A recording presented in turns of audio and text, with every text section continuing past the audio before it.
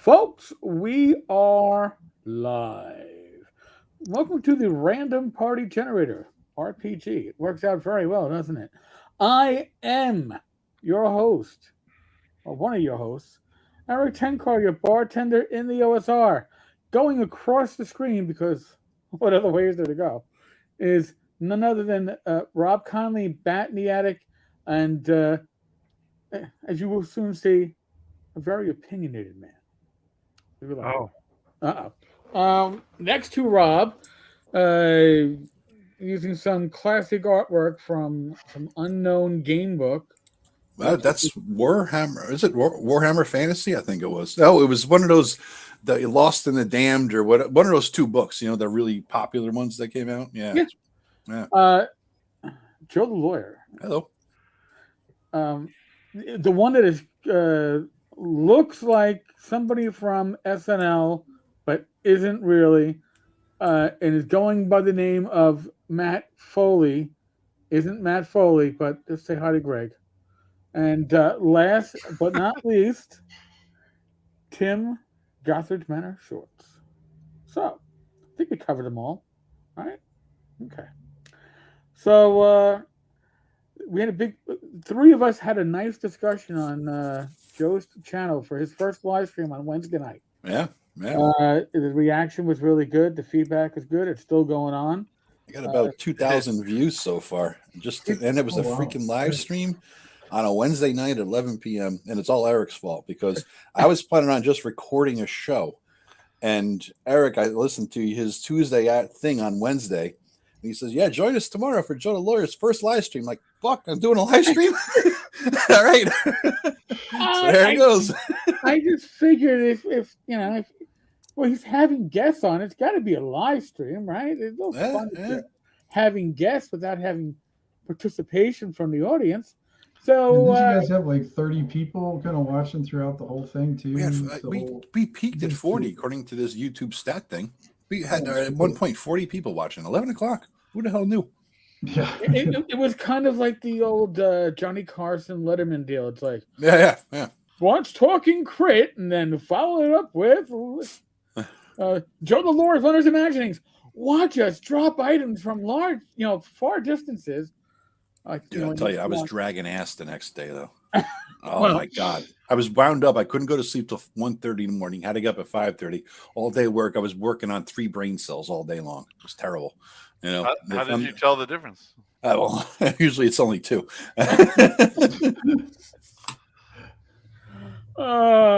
People enjoyed the live stream, Joe. So yeah, and we appreciate all the comments, pro and con. Yeah, that we got. Yeah, we do. Well, all commentary, with the exception of maybe 1 or 2 people in the universe, is good commentary. Okay, I mean, it adds to the discussion, so we certainly like that. Now, talking about commentary that adds to the discussion, and I'm I am re-putting you up on the screen there because I got to open up my phone here. You're gonna read it to us? I'm going to read to you a comment that somebody left. I don't know. My app's telling me 13 minutes ago, but somebody left earlier this evening on a video that I put up that was a follow-up to Joe's video from Wednesday, really, our discussion. And I was talking about DMing in the OSR and why it's used differently from 5e. And here we go.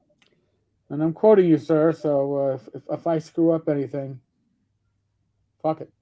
I think that it's at least partially true, if not mostly true. I know a lot of veteran DMs that just want nothing to do with the new player base, too. This is partly because of the video gamer backgrounds most of these people come from, as well as a large amount of animosity versus the old style of gaming. And I do believe that you left out the amount that come from, we watch YouTube and we watch Matt Mercer and other assorted fake gamers, and every game has to be like that, which is an unrealistic. That's kind of like, I almost want to say, it's almost like saying porn is real sex. Okay? I watch. Wait a minute. porn. Wait a minute. What are you Yeah, I saying? was about to say, Whoa. Where Wait a minute. are you going on You're this one? crushing Joe's dream. But honest to God, I watch porn. There, nothing comes close to that. Well, if all you watch is Matt Mercer, and you believe that is RPG playing, that is D&D, you are never going to have a good time actually enjoying yourself playing, because your DM is never going to be like that. Your group is never going to be like that. So you can self gratify yourself as much as you want watching certain YouTube channels, but it's never going to tell you about RPGs. Just the idolized fantasy. Demonetized, yeah. Demonetized. That's Right right. away. That's okay. The new styles of gaming are actually more akin to sugar. And the OSR is the meat. It's hard to get a kid to eat their meat when they have ice cream right in front of them. I like that. Now, by the way, Rob doesn't like it, so Rob's going to have some comments, I'm sure. But I thought it was an appropriate comment to do a lead-in for an episode that's kind of following up on Joe's live stream. So here, thank you, Thaddeus, and I'm throwing it out to the rest out there. I'll let Rob go first. Can I slip off my leash, guys? Oh, we don't put you on a leash. That would be a different kind of porn. Okay. You're right, and I wouldn't participate in that form. What porn would you participate but in? Basically, no comment. I'll go back to eating my yogurt. Go ahead, Rob. Go for it. I don't know, but seeing Eric, what is it? Eric over there almost explode his Coke out of his nose. Oh my God! Worship. Oh, I almost did a spit take. Thank you, Rob. My computer wouldn't thank you. You need to put a spit guard on it. All right, so go on, man. So basically, my attitude, is largely because, for 20 years I ran GURP in a largely rural area. So Tim and I, if we wanted to run a GURPS campaign and Dwayne wasn't around, if Tim was busy, or I was busy and I couldn't be there for Tim, we had to make our own groups. And, basically, so I got a lot of gamers who were just used to AD&D 2E at the time. And so I dropped the attitude that, if you try to get them to want to play your campaign, you can't treat them like with disrespect and say, what you're doing sucks. But on the other hand, too, you don't have to exactly cater to, pretend to be a AD&D 2E referee to get them to play the campaign, the GURPS campaign. But what I did basically is sidestep the whole issue. I mean, I just told people, because they were largely, started out because they weren't familiar with GURPS, so there was a lot to absorb. But I said, just pretend you're there and just tell me what you do as if you were there, and then I will describe and I'll explain the rules, go along, so you're not left in the dark.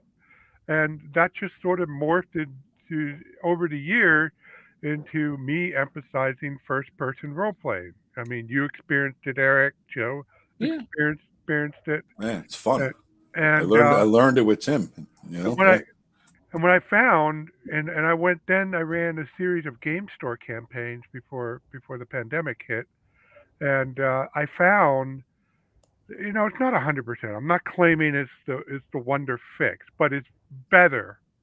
Is that when I do first person role playing, their play style, kind of the issues that the guy in the comment was talking about, kind of go by the wayside. They act like themselves. If they're not into role playing like an actor, then they just act like themselves, trying to do whatever it is they're trying to do and whatever it is they're interested. And that's the way you take somebody from a completely different play style who's not used to it. You just run your campaign first person, present your world, the dungeon or the wilderness, as if they were there. You don't have to, I'm going to say it, you don't have to be a LARP, okay? But you just describe it as they're there and they act accordingly. And, you go camping with a bunch of people. Some people are super serious about bringing all the gear. Some people are there just to hang out with their friends and drink beer in the woods. And most people are in between, and that's what I found. So I don't think it's fair to really paint any gamer of the dominant generation as being so beyond, so foreign to what we do in the OSR that they can't enjoy what we do. And I don't know if that was really. I mean, here's the thing, Rob. Why is it? I'm going to propose a question. I don't even know if we even addressed this on Wednesday, but why is it that, in our experience, our generation, everybody, or nearly everybody, there was always one or two maybe that were more shy and didn't step up, but at some point, everybody wanted to get behind the DM screen, and not necessarily run D&D, right? They ran everything. And listen, when I was younger, I ran anything and everything, including trying to run GURPS without fully understanding it. But that's besides the point. Because you had kid brain. Try to teach yourself that shit now. Well, that is certainly one aspect to it, right? But remember, as a D&D group or an RPG group, you need one DM for every 4 to 6 players. Mm-hmm. That's what you need. I'm looking at what we have on screen right now, and we have 5 DMs for 5 when we get together, because anybody here is comfortable on either side of the screen. Now, that's our generation. That means maybe it's a generational thing. I don't know. I do see with the more complicated systems, Rob, like you could teach people how to play GURPS, but could you, would your teaching allow them to be an effective GURPS GM and know the system like you know it? That was more Tim's strength than mine. Nobody I refereed for GURPS ever. Most of the time, when I ran GURPS, the response of my players was, if you weren't running GURPS, if you weren't running the campaign, Rob, I wouldn't be playing GURPS. But Tim, he got about a half a dozen people playing GURPS around Meadville. Is that correct? Something like that, yeah. Yeah. Oh, wait a minute. No, there is one group, the Zoo Crew. Yeah, you got them recruited. Yeah, we did that together. But again, if you remember, Rob, too, they came in with a different mindset. Is it Theodis? Theodis was talking about. It's like you have different gamers coming with different expectations, and that's always the thing that you're kind of dealing with your players when they're coming in. And if you've got a 5e mindset coming into like a OSE game, it's going to take a while to kind of get them to maybe buy into maybe kind of more of the philosophical differences between the two rule sets. And the Zoo Crew itself, remember when they came in, they weren't into the role playing. They were into this. I mean, they were looting bodies before they hit the ground. Oh my God, we got a Jackson sighting. Oh my God. Yeah, they were definitely a bunch of people out there. But it takes time to do that. I mean, because they were, if you remember, Rob, those guys are very, smash grab. They weren't really buying into your campaign really in the beginning. They kind of just wanted to smash things and kill things and take their stuff. But then after a while, after they played, they started kind of seeing that their actions do have consequences, and then they were kind of seeing the ramifications of that. And then I think they started buying into it because you stay consistent. And I think that was the campaign we were kind of co-DMing. Like when you had some time off, I would jump into the DM seat for a little bit. And between Rob and I, and not that we were trying to, change him in any way, but we were just trying to, run a different type of game than what they were still playing the game we were playing in 8th grade. And we were trying to play something a little bit, if I dare say, a little bit more, sophisticated game. And go ahead, Rob. But if you recall, I threw him into the situation where it was somewhat appropriate to be smash and grab. I don't recall we made them actual mercenaries, but the first adventure was the village of Hamlet, and they were sent to take care of some problems by some patron, or I don't know, Right. it's been so long ago. And then their first taste of what I did is I jazzed up the actual village itself by making a conflict between the villagers and the laborers that were working on the keep. Right. If anybody with the village of Hamlet knows that they're building a keep outside of it, and all they have completed is the tower. So so in addition to doing all the work, figuring out that there's the moat house and some agents of the slavers in town, I changed the ultimate bad guy to the slavers, not the Temple of Elemental Evil, for that campaign, and I threw in this whole labor dispute, and they handled it okay. They didn't fireball anybody, and Well, they didn't have it quite yet. So yeah, they didn't. And then it just went off, and the climax did in the moat house, and then they found the next clue, and off they were to find the slaver stronghold. And then though, between Tim and I, things got more complicated, things got more nuanced, and one player, never came around. He kept thinking that all of our NPCs were just pieces on a board, and you could treat them however you want. He had a memorable way of going out. Yep. By the way, yes, John, Rob Conley DM T1 the Village of Hamlet using GURPS. Yep. Oh, okay. Sorry. Mark that off your bingo card. Show and tell. I have proof that Rob Conley DM'd. Uh-oh. Is he grabbing books already? Yeah. Yep. 16 minutes in. He's already said LARP too, Matt. So yeah, he had the LARP. The center square was already mentioned there. I have to apologize, people on the Substack. I forgot to send out the bingo. The bingo card. The bingo cards will be out though for the last show of the year. Okay, well, okay. This is it. Village of Hamlet, adapted for GURPS by Robert Conley. I even typed it up all nice. No. So I'm not going to go blow by, but I am going to show off one thing, that this is one of the earliest. If those of you enjoy Tim Short's map, this is what Tim drew in the 1990s. Oh gosh, yeah, that was an old, horrible map of mine. Yeah. The Village of Can you make that big? That was, that artist sketch pad, paper back in the day. It was like that double wide paper. Yeah. That's nice. I see the style origin to your you current can stuff. see my brain trees that I started from. Yeah. See the early stuff there. Yeah, he wasn't even happy with his trees back then.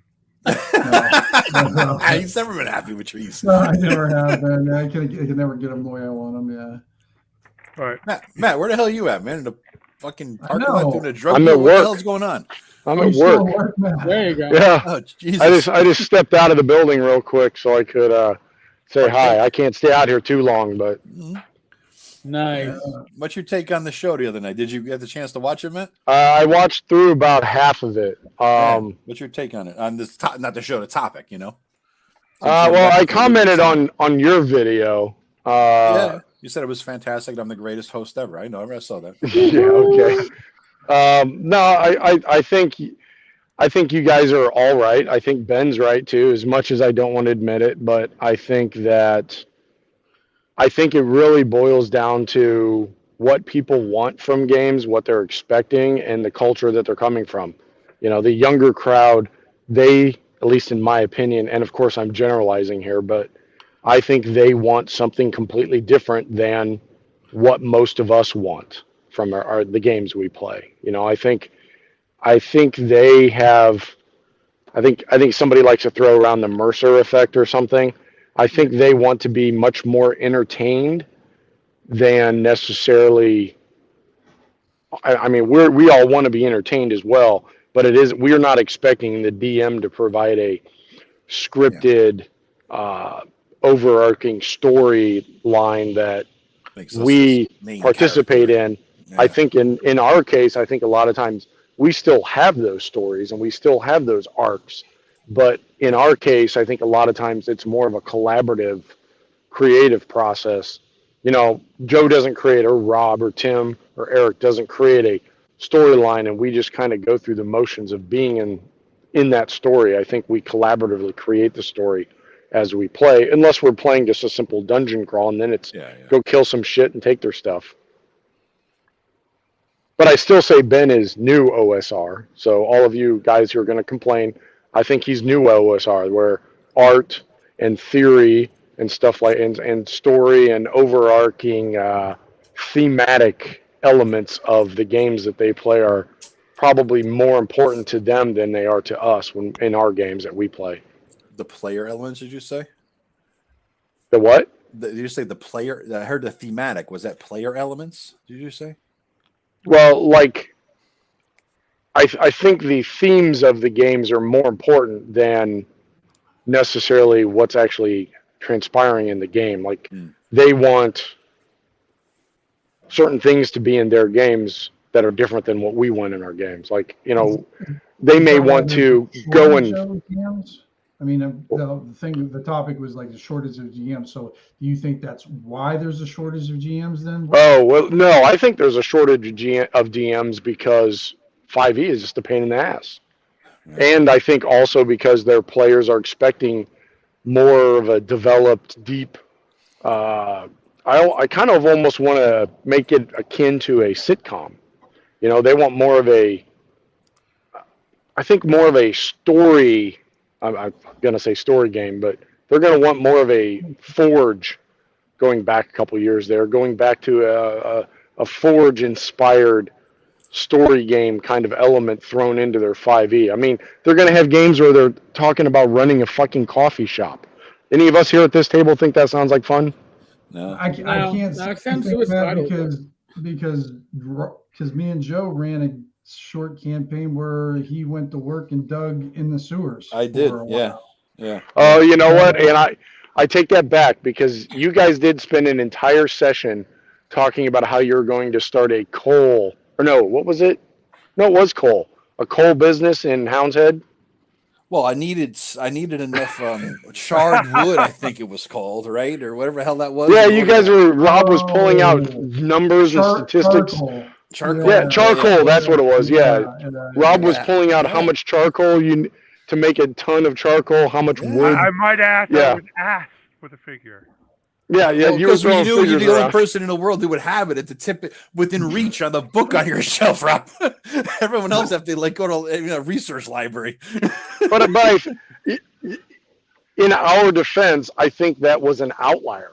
That is not the theme of the campaign. No. You know, and I think that's kind of a difference. That was the thing that me and Tim had a one-on-one that lasted a year and a half. Tim, you DM'd my Snickle the Gnome. Oh no, it wasn't quite. It was I think it's just a half a year. I don't think it was half a year. Okay. I think so. Yeah. Yeah, it was a one-on-one intense role play kind of a thing where this guy. It all came down because I saw this weird, stupid shovel with all it was like the Rambo of shovels with all these attachments, and I said I want a character uses this as a weapon.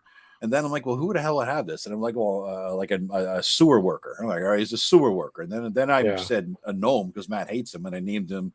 I named him Snickle because it's Matt's favorite character of all time. So Snickle the gnome who works in the sewer with shit was all an insult to Matt because at the time Matt was going to be playing with me with another guy, but he saw Snickle the gnome was in the game. He's like, I ain't going to do that. I'm a baby. So he chickened out. Didn't want to do it. So me and Tim had a solo game for like 6 months. Well, hold on. Let me go back because I just had another thought before I've got to leave here. I think a lot of the difference between I'm just going to say our generation of gamers and the new generation of gamers, I think some of it is the trophy generation effect. Everybody gets a participation trophy. And being a DM is hard work. Unless you're just doing a simple dungeon crawl where you're not really going to have any story development, open table where people pop in and pop out and there's no real depth of any sort of story element in the dungeon, it's going to be a lot of work tying in all of your NPCs. I mean, Jesus, Joe will create a 50-page document in Google Docs about all the history and NPC interactions and the ranks, and Rob will know how many stones each person weighs in the town and everything. There's a lot of work that goes into that, and I think a lot of the DMs today aren't going to be those hardworking. Not that their whole generation isn't hardworking, but I don't think that they're going to want to put all that hard work Tell us into what it. you really think.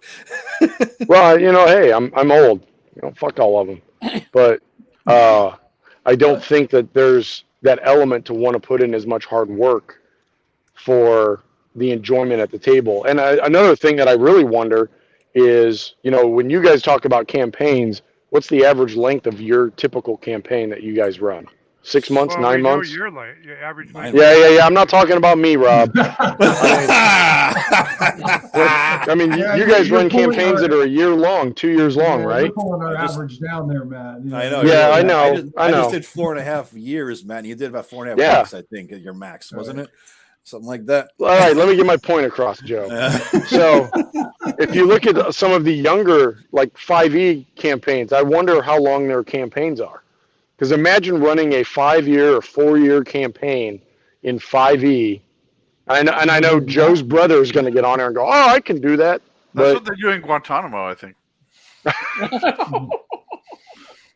But I wonder how long their campaigns are, because that is a lot of work to put in for a hobby. And I don't know if the younger generation is that into that much work. Right. I think it may not be a generational thing. I think you're right in what you're perceiving, Matt. I think it's more of the hobby has come to be much more broad in the culture than it used to be. Think about video games as another analogy. Like in the 1980s, the kids who were playing video games was a very narrow segment of the nerd kid base. Kids who had money. Now it's every kid, right? So as the hobby broadens out, the average person doesn't have the diligence and the obsession to become the GM who spends all day building all that stuff. They just want it to be like a video game that they show up and that it's already done.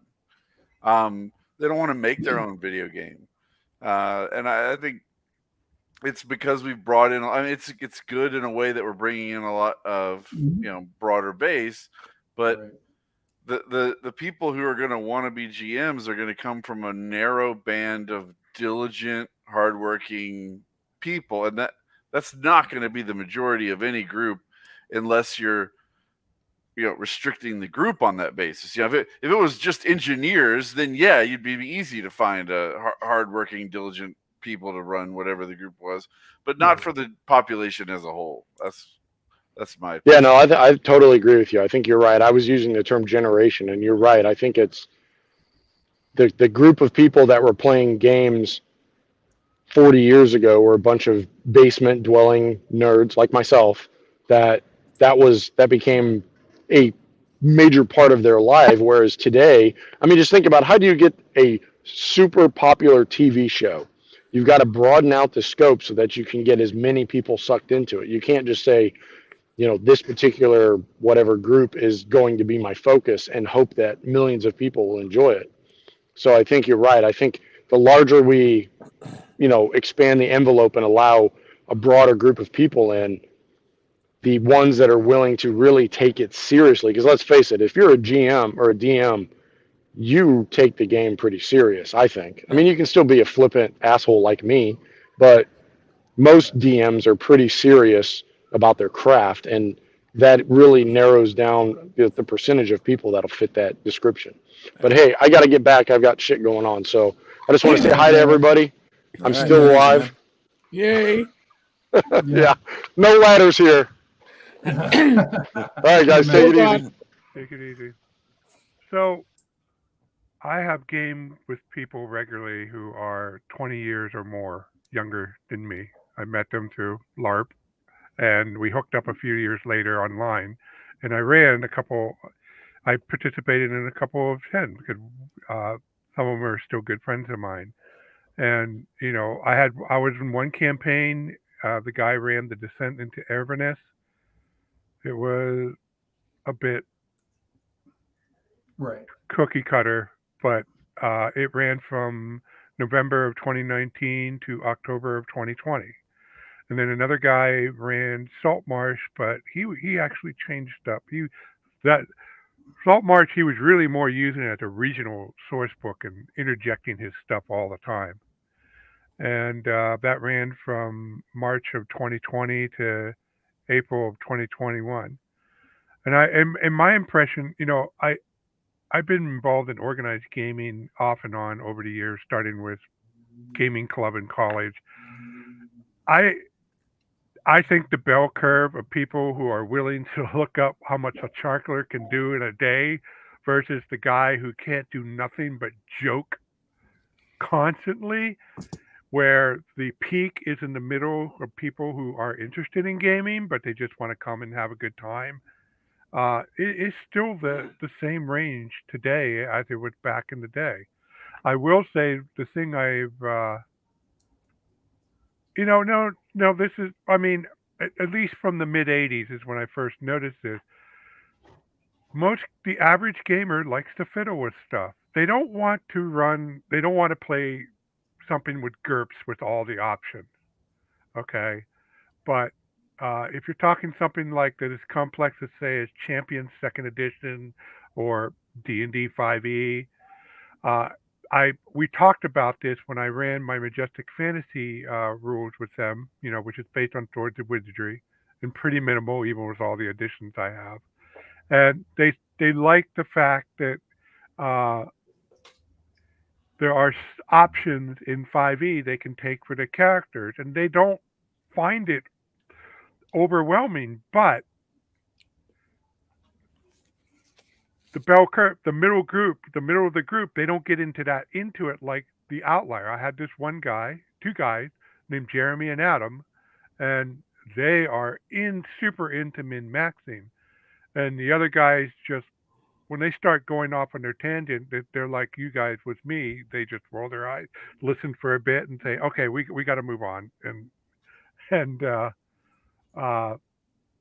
that's been my experience, and hasn't really budged.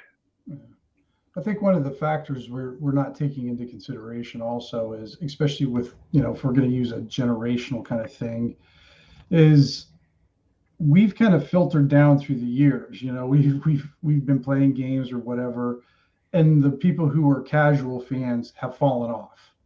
They're not playing anymore and everything. So when you guys are, if you're our age and you're still playing, we were pretty hardcore gamers to begin with. So most of us are going to be GMs because we were into it. We want to play it. We're still going to have those, few out folks who just want to go in and play and everything. But like when you're talking about the newer folks, you still have that big strata of folks that are new to the game. They're exploring the game. They're trying to figure out if it's going to be something you're going to be obsessed with for 40 years or something like that. So you still have that large pool where with our age group, we've kind of filtered it down to us hardcore guys, and then just as the other kind of, is unrelated but related, like Matt was talking about. I don't know. I think the 5e GMs have to put in just as much work if that's what they're doing. Like whatever this Mercer effect is. I kind of get it, but I don't get it at the same time. They got to do a lot of freaking prep for that game.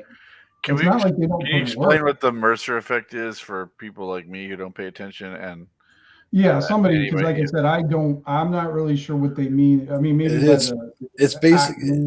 it's basically Matt Mercer has this show on YouTube that's him and his group playing D&D, Critical Role, and they're all a bunch of voice actors, and so they get on there and they're playing their characters really cool. And so people look at this and they're watching an episode of a TV show, essentially acted out live. They're watching a screen, a table reading. They're watching a table reading of a TV show, basically, is what's going on, right? It's the best analogy I can think of. And so while they're rolling dice and attention builds and this and that, and so they're all, what do you think it's a scripted show or not, whether they script their shit behind the scenes or not, it doesn't matter. What comes out of it is a really polished product that's entertaining.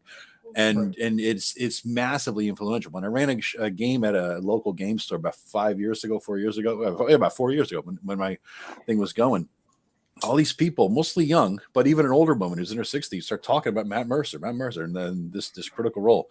After a few times of DMing him, I finally gave in. I said, "What the fuck are you talking about? What is this?" And I watched a few episodes, and it's a hell of a thing. But it definitely influenced their game. So the Mercer effect, Greg. Long story short, is that people want that in their game. They want their game to be like that. And so if you're not getting that in your game, they think you're doing it wrong. right? They want everybody to be in character. Everybody's a star. Everybody's doing amazing, wonderful things, and the DM is God, basically, right? And so they think that this is the way it should be, and they don't understand that that's not the way it is at everybody's table and nobody's table. Is at Matt Mercer's table that's on TV. Porn. Yeah. Well, I mean, but Okay, I understand what you're talking about now. I mean, it's ridiculous and stupid, but I understand. Right. I wouldn't say I it's mean, ridiculous and stupid. It's just a thing, and they right. and It's it ridiculous and has stupid to think that every game experience should be at the 110% level. Well, that's an Every assumption party that you're going to someone go would to do isn't for going to that, be though. Studio 54. You know, everything Right. you do isn't going to be at the super high. There's a reason. You know, there's 5-star restaurants and there's one. So, yeah, it's the way it is.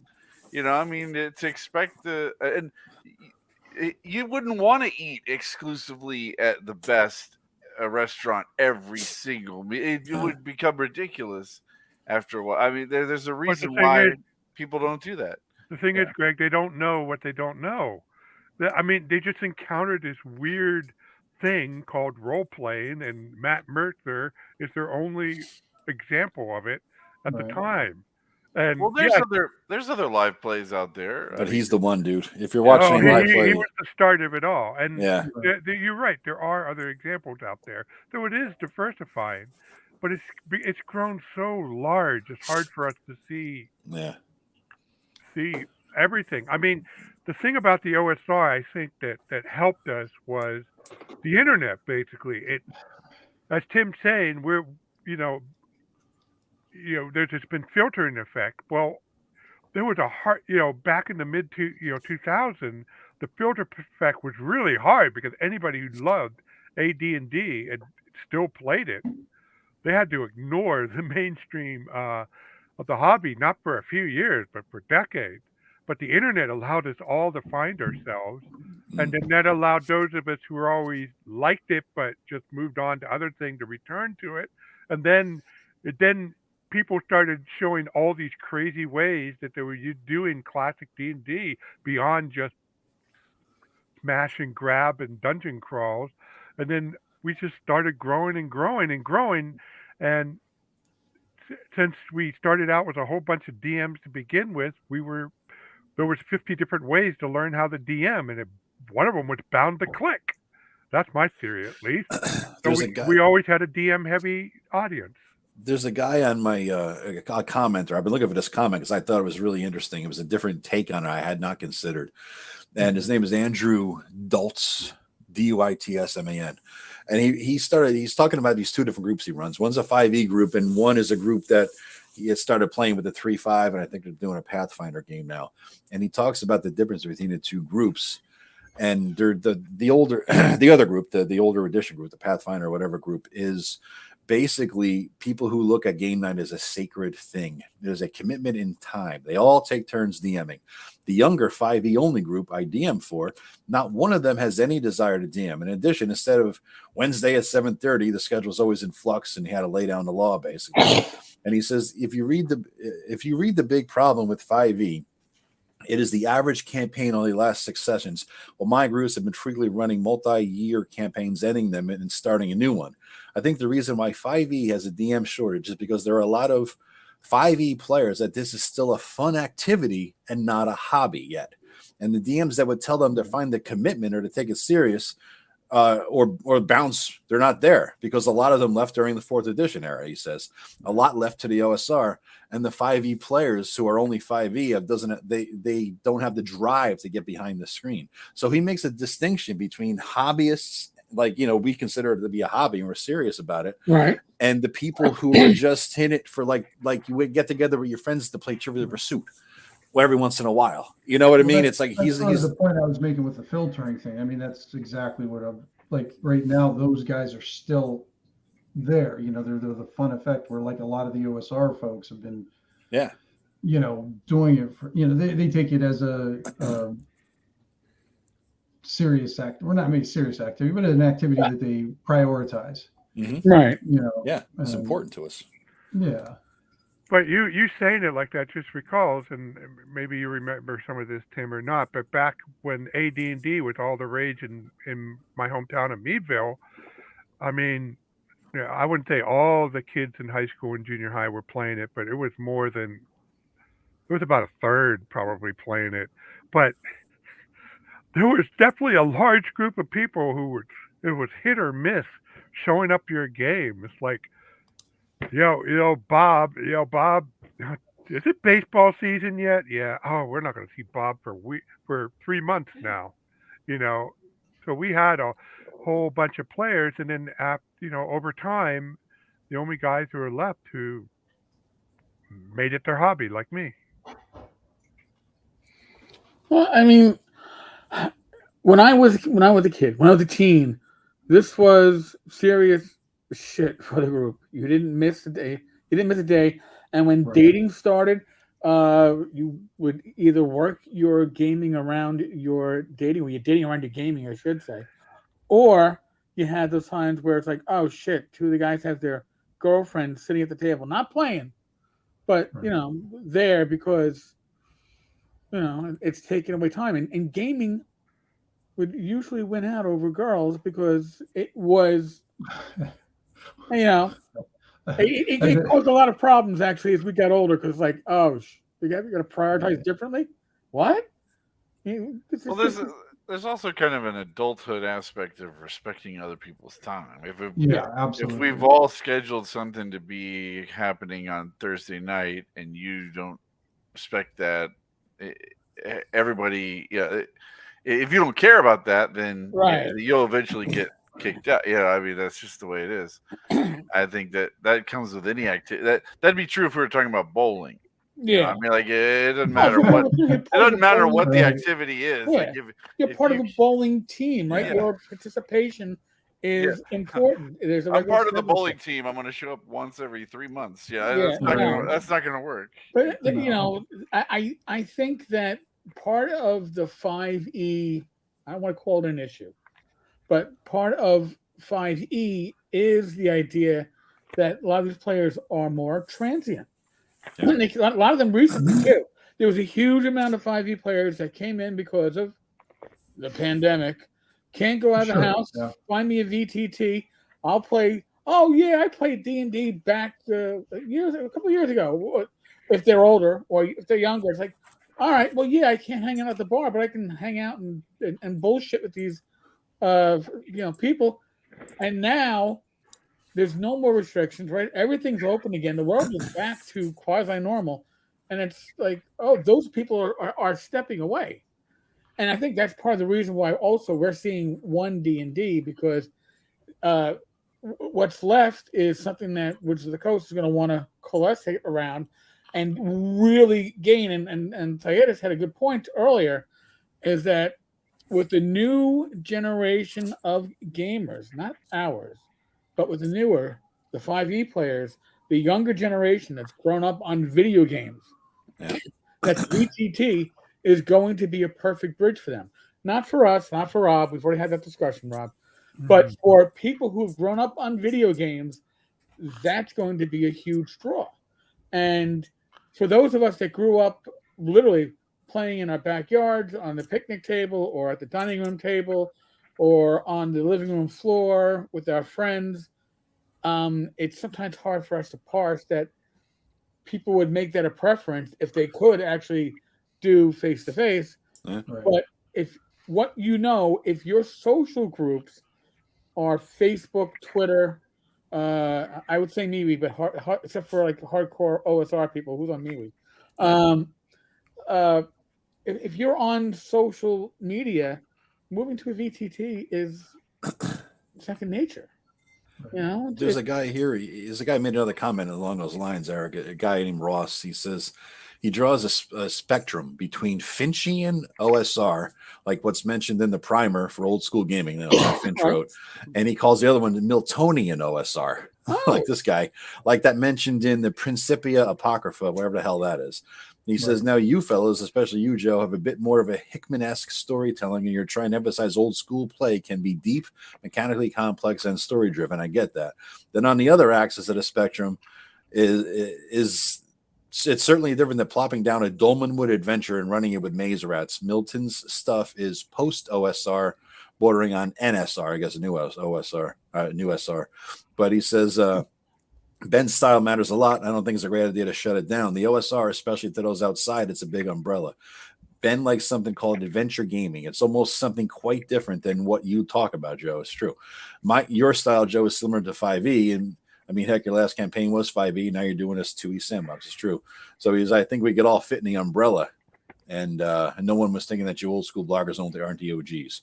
I mean, it's what you were saying there, Eric. There's a different mindset that we're not that familiar with. It's some of us have played with the newer guys, but it's worthy of grappling with to understand it, and just in case we might even see some of these people in our game someday, because Milton-esque, if you want to call it that way, in Finching, it's as good as a way of any, other than gives Matt credit. I think it's true though. We're more Finchian than Miltonian. I would. Well, it's like the new wave music, right? I mean, it all new wave falls under rock. If you were going for very general, but I don't think a lot of a new wave would be like, oh no, it's our own flavor, and you can enjoy both, certainly. But I do think part of the experience on this one is to also realize, as Greg pointed out pretty well too, that the newer generation is. Listen, if I could never have spent my afternoons playing the old Atari 2600 without really rotting my mind, because you couldn't see shit in a 13-inch TV set with those horrible graphics. But I've seen my son, when he was growing up, spend 12 hours a day on his weekends on his old PlayStation, and then like the PlayStation 2 or whatever, because those were, you could actually see what was going on. That's why when I used to play on like VTTs, he'd be like, well, what's that? That's not graphical. That's now they're growing up with Mercer after coming from video games, and at Mercer, what do you play? That's not DD. That's not Mercerized. I mean, that's what are you doing? So it's a generational thing. Yeah. Yeah, I remember talking to the kids because I'm as a house ruler. I'm running 3 Phandalin campaigns at the same time, and I'm learning more for each group that I can apply to the other groups. One was the old guys, and then the other one was that game store, and the other one was the library. There was a bit of an overlap between the library kids and the game store kids, but generally I call them kids because they're in their young 20s. And they were perplexed by some of these house rules I was giving them, because every week is a new list. Beyond I don't that, know, Joe. Was it the house rules, or the fact you had 12 pages of them? Well, back then it was a page at a time. They just kept growing into 12. So it's like a new page. So I changed the shit up week to week, because it's like, and they knew it was coming after a while. Because I'm like, what? You could do what? Fucking stupid. Sure enough, the next week will be a house rule. One of those things, makes no sense. And then that one kid asked me, the one with the most, I don't know, gumption, says, but when you do this and that, they take away that ability. Why? He's like, I said, yeah, I know. I go, well, why? I said, because I want it to be easier to kill you. And he was so perplexed by the fact that I was trying to make it harder for the players. That is such an unheard of thing, to make it hard on the players. It's like, my God, that mentality, they should always be able to get whatever, that it's all about them. Right. It does go back to the trophy for everything awards and the helicopter parents and all that kind of shit, So I want to just quickly, what Tim was saying about the filtering, it just occurred to me that I have some of my campaigns recorded on this, and I was listening to you guys, but I was counting up some of the people here, and the ones that I know are still gaming. I have 24 people entered in this. There's only 4 that I know are still gaming. Right. I mean, me, Tim, Dwayne. Although I understand, I was told that he plays mostly Magic these days, and one other guy, Doug, who said he still games from time to time. But the others, I mean, some of them I can be unsure because I haven't talked to them for years, but some of them I have, and I know they don't game. So there is definitely a filter effect at play. Yeah. But I will, my take on all this is that I don't care what generation you are, because I know what I'm due with. Even though I'm using D&D now, it's a little easier. But when I was using GURPS, I know that the players would be challenged by whatever my setup is. So I lean hard on stereotypes. Basically, if a player was a totally novice to my campaign, to the system, the characters they would make would be, I would throw out them. Do you want to be basically a situation where, do you want to be a dungeon party exploring these ruins and come up with the thing in my campaign? There's a part of my campaign where people go, or patrons hire parties to go explore ruins and stuff. And so that's how they get their feet wet, is by starting out in that area. But the whole point of my approach is, I created this place. Would you like to come and explore it? And rather than and I want them to enjoy them from the get go. So I still kept it, rather than going down the route of Tecumseh, Joran, or something completely off the wall. I still kept it fantasy medieval, filled with a lot of D&D stuff. But once you start, as you found out, Joe, once you start digging underneath the surface, there's more to it than killing a bunch of orcs in a 10-foot room and taking their chest. Especially in the city-state game, there's too many layers to keep up with. Need to do one of those conspiracy theory flow charts with the different kind of yarn and string going from picture to picture on your poster board. I will say, as a bit of commentary, you guys are being somewhat cautious. I'm not criticizing. It is a good way, but you don't take some risks, and that's still the alive, game. ain't we? But it's okay. Mad at me when I take risks. Huh? They Well, we get all mad know at me. you're going to take all the risks that we need for that group, Greg. All we got to do is sit back and just follow your risk taking, and hopefully survive it, and then survive the shrapnel and pick up the pieces afterwards. Maybe there's some XP involved. Yeah, and Rob, you got to remember, they don't know your campaign that well, so they're navigating minefields right now. They don't know where the mines are at, so they're still trying to figure out. There are mines. Exactly. Right. Yeah. Joe's always going to assume everywhere he steps, he's going to blow up.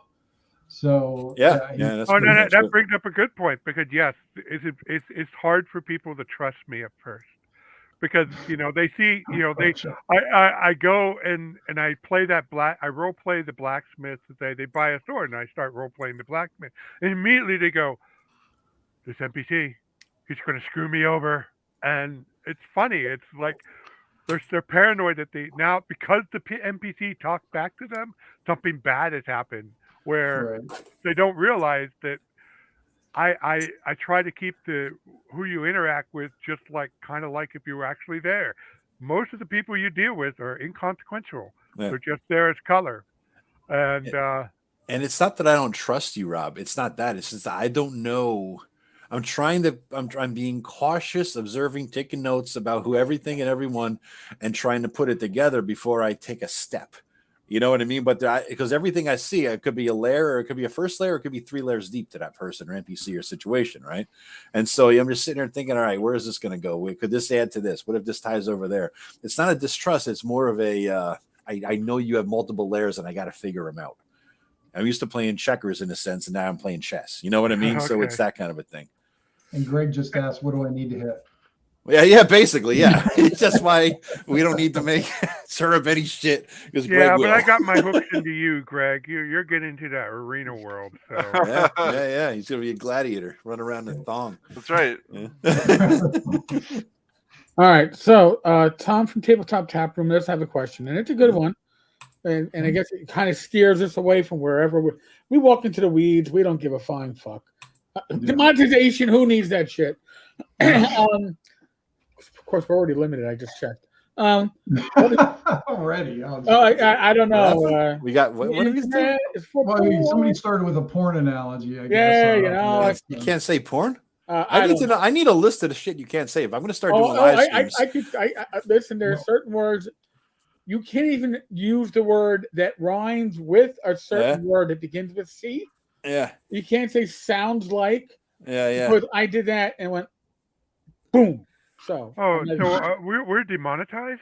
no, we're limited. What does that mean? Limited means that I guess until they analyze us more, people can like super chat us. People can go, "Hey, you're great," but I guess if they run advertising, which they always will anyway, we're not going to get paid for it. So so it's more like they want to make sure that we're age appropriate to whatever our rating is. What age would be appropriate for us? It's us. The 80s. We're appropriate not for the even 80s. appropriate for people our age. Come on, that's true. We could be worse, but we're not. Trust us, we're gonna try.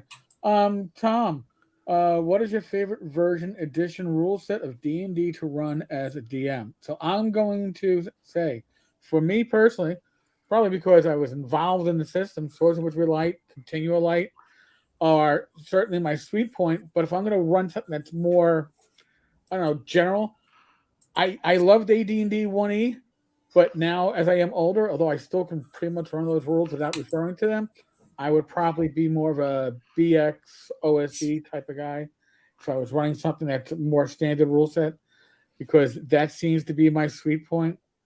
But I don't know. Rob's going to say GURPS. No. Well, no, that's not his question. I know. I mean, my favorite RPG to run is indeed GURPS. If it's anything other than superheroes, then it's hero system. But as far as D&D, by this point, there isn't a classic edition I wouldn't house rule. I mean, right now I'm using OD&D in the form of Swords and Wizardry with my house rules for the Majestic Fantasy RPG, and I'm very happy with that. But if I had to run a system, rules as written, I would go with either D&D 3.0, not 3.5, 3.0, or probably 5e. 5e has enough detail for it to me without having to come up with Joe's 12 pages of house rule. I think I'm up to 14 now, actually. Yeah. But I'm guilty of that too, Joe, with OD&D. So I mean, mine's up to hundreds of pages now, and but if I had to run it raw, it would be 5e followed by 3.0. Tim? Probably OSE and probably more the advanced version of it now these days. I mean, it's funny, back in the day, you and I, Eric, we thought the same things about the difference between advanced Dungeons and Dragons and basic. The basic was like for the kid, that was the kids version, I guess, or whatever. But these days, I mean, I do like the basic edition a lot. But probably if I was going to run a long-term campaign, thank you. I got my Christmas tree back there. I would have to say, advanced OSE, and plus because everybody knows that system pretty well, so there's the fee to entry is very minimal for that, and almost everybody that we game with has that edition. It's the new Labyrinth Lord, it's just the new Labyrinth Lord from back in the day, right? That was what everyone was playing then. Yeah, I just don't like the level pacing with the. We've talked about that before, but there's things I'd like to, it's not like I would probably tweak that or something, but because I'm not a big fan of the platforming levels or that, but it's one of those things. There's no perfect system. There's always flaws with whatever there is, and but so that would be mine. Greg? Well, is it vanity to say I would run my own system? That's fine. I mean, that was my answer too. So I why you build would probably play Ambition and Avarice, but lately I've been on a kick of trying to just play a new system almost every time I play. So I'd actually would have loved to been in Joe's 2E game if I didn't already have a time commitment on that day. But Oh, I'd come love in to and drop I'd in, man. You know, I'd just love to drop play in. 2E, as run. Like that's the edition I started on, but I haven't run it as an adult, as written ever. Yeah, I mean, I've only got memories of running it as a little kid, and I have no idea how faithfully I did back then. But we've been my Saturday night group has been playing Shadows of the Demon Lord. That's been really Oh, good. wow. Yeah. I've run all 3 of the Alien modules now, which have been fantastic to be running. I killed Rob Really, with that module. yeah, really enjoyed that. You killed Not Saul doing with much that better module. in the new one either. Yeah, Rob. Naomi claimed the fame is I got the party started up and I couldn't make the second session, and the party seemed to do fine. So I'll take a small bit of pride in that. But this character is going to die. They're on that perfect razor's edge where they can't decide whether they should just kill all of everybody in the whole scenario or try to make it out alive. They keep all, they're like, well, maybe we should just blow everything up. No, I don't know. We should do that. No. We actually have a more interesting option. We can shove everything into a black hole. Yeah. So there's that too. But yeah, like I said, I've been trying to do stuff. I'd love to. There's a lot of systems that I would love to play seriously. Like I've played them before when I was much younger, but I haven't like Vampire the Masquerade. I would love to play as a serious game as an adult. I have a lot of thoughts about that. I would love to play Pendragon as an adult. Do I hear GURPS in that? No, I've played enough GURPS to last the rest of my life. Traveler, I've really been enjoyed playing Traveler lately. So I just been trying to diversify, play as much as different ideas. And how about Classic Traveler? Have you tried that? I haven't played that version. We've been playing Mongoose version, but for me, like, it's just the idea that you're able to kind of be. It's almost like it's a survival game more than a role playing game. Like they think you're out if something breaks and you're in the middle of nowhere with nothing. Like, I mean, it becomes a survival game. Like there's just aspects of that I really like. Did you pop that up there on purpose, Eric? Listen,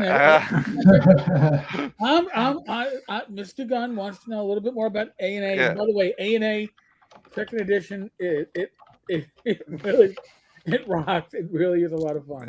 Yeah, it's fun. So, Ambition Avarice is on Drive-Thru RPG. If you just look it up there, it's currently the print option is down because I'm working to try to fix some stuff in the copy that the last PDF I submitted to them. I don't know if anybody's publisher knows this. Like, if you don't have the right white space page at the front, it prints the whole thing one page forward, so your page corners are all off and everything. So I'm just trying to fix that, but that should be fixed soon. But basically, the idea behind the game is that you could be the full range of characters from orc and goblin all over to elf and dwarf, and there's kind of like a barbarian versus a civilized aspect to that. So like a halfling is an uncivilized race, so they'd be hanging out with the orcs and the goblins that aren't building cities, and there's a lot of flexibility in class design that you don't see. I got tired of playing fighter, wizard, thief, cleric, and came up with a bunch of what I feel are some unique designs. There's a cultist that can capture people and sacrifice them to his god. There's a if I may Viking interject, type. He has little nuggets of things you could do as a character that are highly situational, but they're really cool. For example, I played a witch, Greg. Yep. Yeah, and I have this one spell that I use, and I basically cause an entire fort of soldiers to kill themselves. Yeah, he spread malicious rumors that they were about to be betrayed, and they turned on each other. Yeah, that was awesome. So yeah, I put a ton of energy into writing spells for that game. There's, I think, gosh, 600 spells, something like a huge amount of spells. 6 different schools with each spell belonging to 2 schools, and you can do a lot of cool stuff. I tried to make everything. My general rule is that I want to write an ability and hand it off, and somebody go, "Oh, I got to use that ability. Right. Yep. I got to play that somewhere." So somebody might accuse it, say this is too powerful or whatever, but I think the spirit of classic D&D is that you can't really have a imbalance because the world will correct to Right. whatever that imbalance is. Exactly. If you have a world where wizards are like super powerful, then it's going to end up like Dark Sun, where it's like you're going to try to murder them all. So that kind of thing. I just tried to innovate in every way I could on the classic design. Extensive equipment list. Yes. Yes. Don't Equipment forget is that. a huge thing for me. Yeah. Herbs and trophies and all this other stuff. It's Yeah, worth its admission just for his equipment list. Yeah. I'm actually printing out whole sections of it for my 2E game. So like different various lists. Remember that list of junk you find, Greg? I call it the junk list. I forget what the hell it's called. It's cool. It's just random crap. Oh, 3-foot piece of chain, broken manacles. It's like things like this that I guess he has a lot of dominatrix shit in his head. But it's like random stuff like that. You guys are obsessed with the manacles. But you were the one obsessed with the goddamn manacles. You were the one, the manacle boy. I wanted to be able to take someone prisoner. Yeah. And so I kept asking shopkeepers if they had manacles, and in Tim's world, nobody sells fucking manacles. Okay, like it's not available. Yeah. So you got your manacles. You even got silver manacles. Eventually, it took a long time. I seem to recall somebody asked me to look up on the harm price how much manacle costs. Probably Tim, because he never sold a manacle in his life. In a nutshell, you just summed it up. In old school gaming, you got to bust your nut to get a goddamn set of manacles. In 5th edition, you would have had that stuff as part of your background. This is how it worked. That's a whole different list. There you go. Well, there's also like this. To me, this is what typifies. This is why I don't play actual D&D stuff anymore.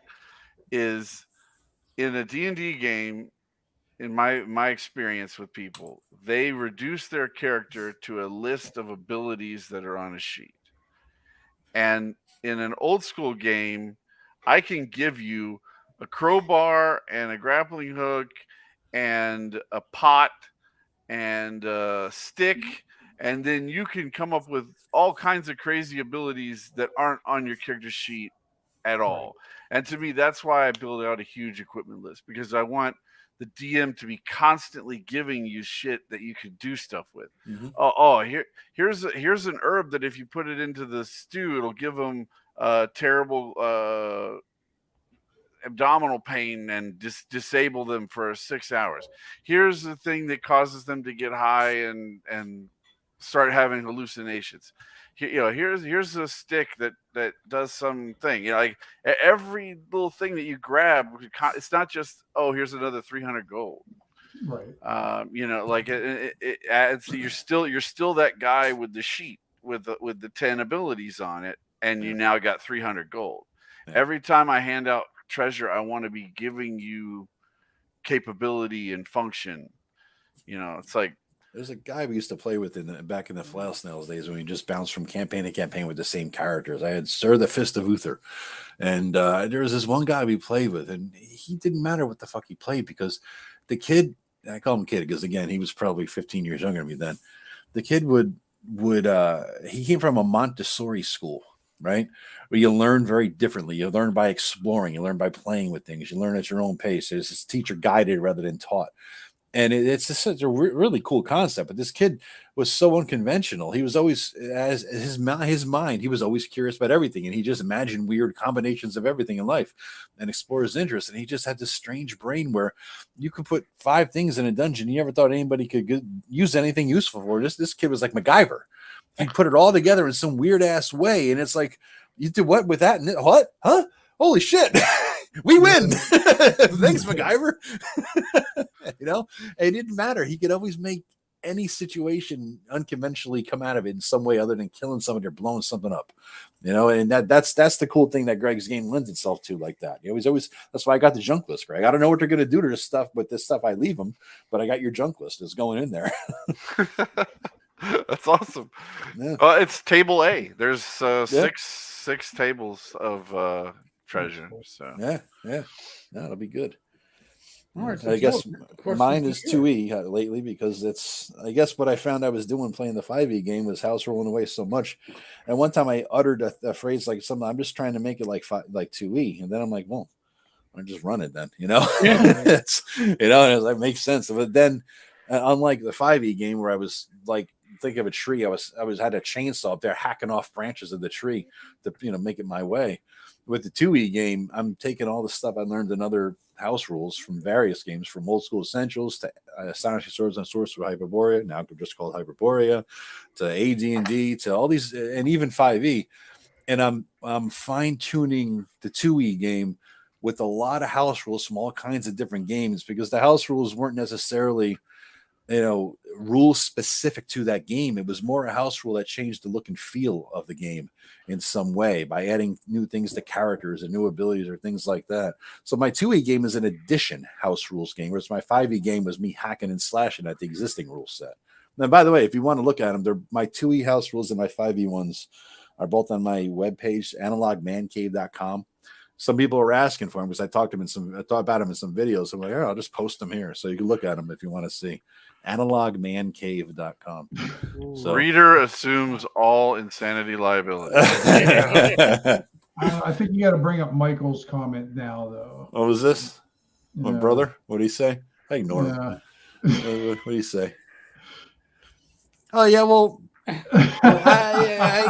should have known that I was not going to ever say no house rules. At first, it was never no house rules. It was minimal, right? And then I had to nerf that statement. And once we hit about 14 pages. Right. But here's can I be a blade singer? That's all I need to know. Can I be a blade singer? No. All right. Well, see, because that destroyed my 2E campaign. Let's see. What am I up to? I'm up to 18 pages, 7,200 words of house rules. That's not a lot, really. Not for you. In the grand scheme of things. If only you would actually write books, Joe. Yeah.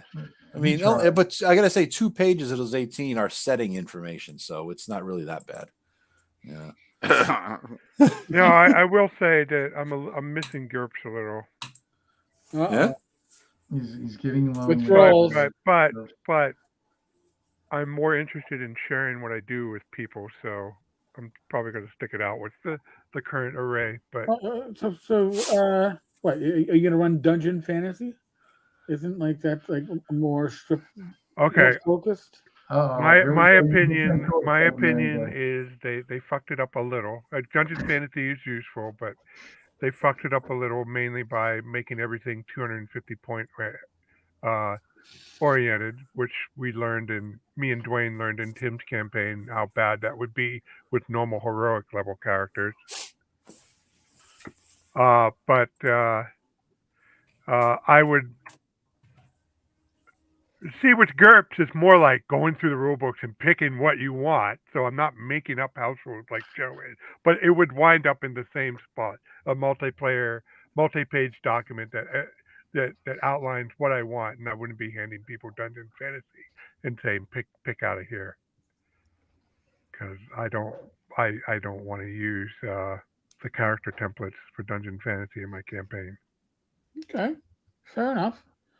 Just wondering because I saw Dungeon Fantasy as somebody who had dabbled with GURPS 30-ish plus years ago. My first experience with GURPS was Man-to-Man and Orc Slayer. So I guess technically before it became GURPS. But I thought that Dungeon Fantasy was an attempt to by Steve Jackson Games to reinvigorate GURPS and make it more presentable to the masses, and I don't think it hit the ground running. So I'm just because so it's like pretend you have a checklist. You got to do these 5 things to make this complex RPG presentable to math. And then they fumble the ball at the 2-yard line by making these 250-point character templates that have, I don't know, Tim, how many items they have? 3 dozen, 4 dozen items. Something like that. Yeah, quite a few. So you start writing down these character template, and it's just like me, Tim, and Dwayne with Hackmaster. It sounds cool, Right. and it looks good, but then when you get into step 17 and you're still not done anywhere Yeah, near 2 done, hours then you go, later. why are we doing this? Right. All right. Well, listen, we have another interesting question. Mhm. RPGs and more. Do any of you have a holy grail of a game you'd like to play but haven't been able to? I'll say, as a player, I want to play in Hyperborea. I don't want to. I'm not saying I want to run it. But I want to play in it. But that's an Rob item. must be in the time warp. Oh, Rob got frozen? I don't know. He's still talking to Testing. somebody. I'm not really sure who. All right, Rob, what is Hello? your holy Sorry. grail of a game? Oh, there you go, Rob. I think you kind of You had that Pennsylvania hiccup. synchronized back into our same time zone. Yeah, that was very strange. What was your So question there? what's your holy grail? Do you have a holy grail of a game that you'd like to play but haven't been able to? Oh yes, I do. What is it? That's what we're asking. Do, do, do, do, do, do, do. He's looking up on his shelves. Uh-oh. He's scanning the lower shelves. Do, do, do, do, do, do, do, do, do, do, do, do.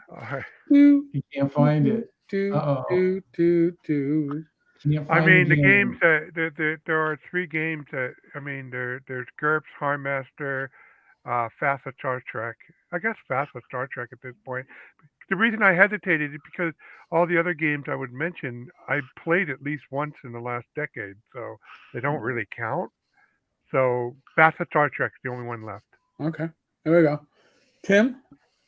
Yeah, I think I've played a lot of the ones that I wanted, but the aforementioned Pendragon is the one that I've had for years. I've collected all the books, and I did heavy research into the whole Camelot thing back in the day and everything, but I've never got to play or run a Pendragon game. I don't know what edition, probably any edition, because I know there's I think 4 or 5 editions out right now.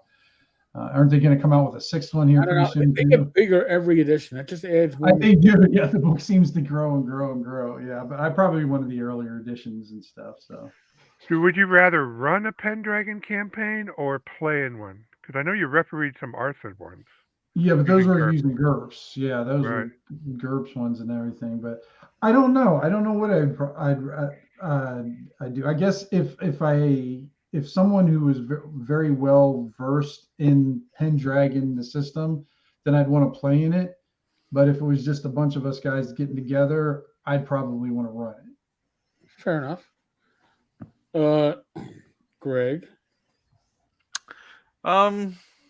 There's a few, like I mentioned already, a few. Before I answer, I shout out to Ron Fraser. Adventure Conquer King is awesome.